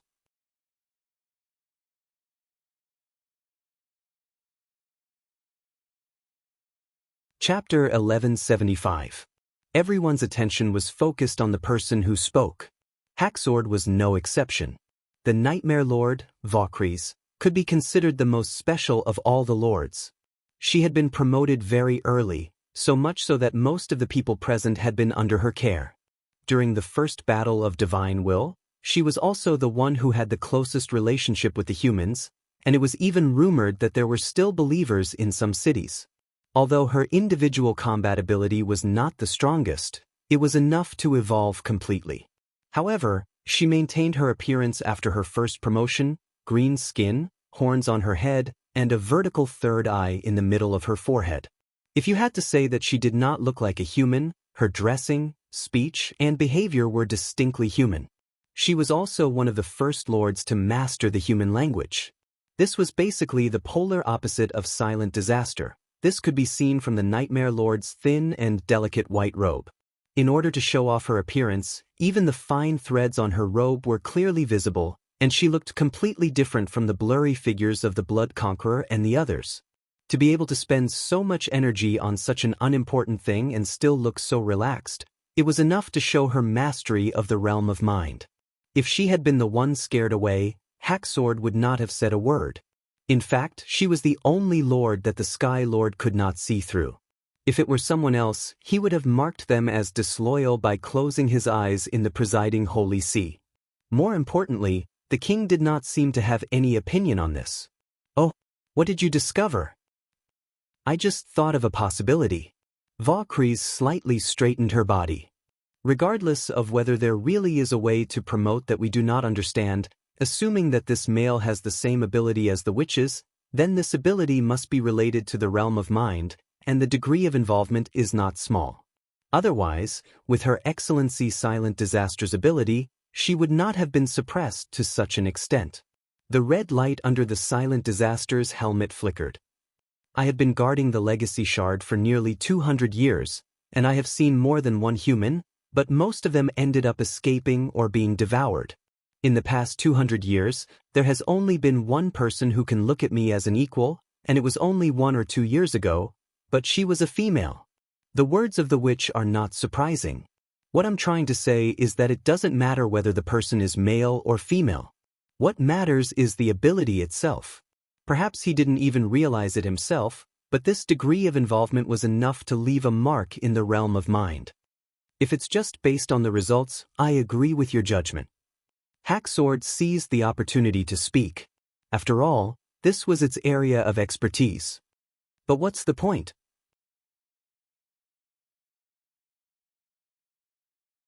The realm of mind is even more vast than the ocean. It's almost impossible to find these traces. Maybe. Vaucres could not deny it. But I still want to give it a try.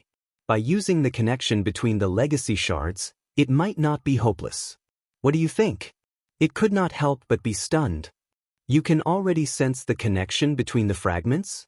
The inheritance they received from the underground civilization had greatly improved their ability to use mana, including the resonance of the birth tower. At the same time, they also realized that whether it was through the birth tower or through the legacy shard, it was all done through the realm of mind. Therefore, in theory, as long as they started searching from one end, they would always be able to find the other end. But this was only in theory. The realm of mind was full of chaos and disorder. It was like an ocean full of whirlpools. Trying to find a thin thread hidden under the surface of the sea was very difficult.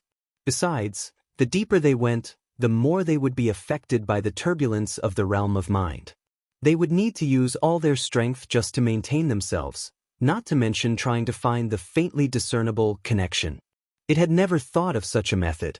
Could it be that the other party's understanding of the origin of magic had already surpassed its own level?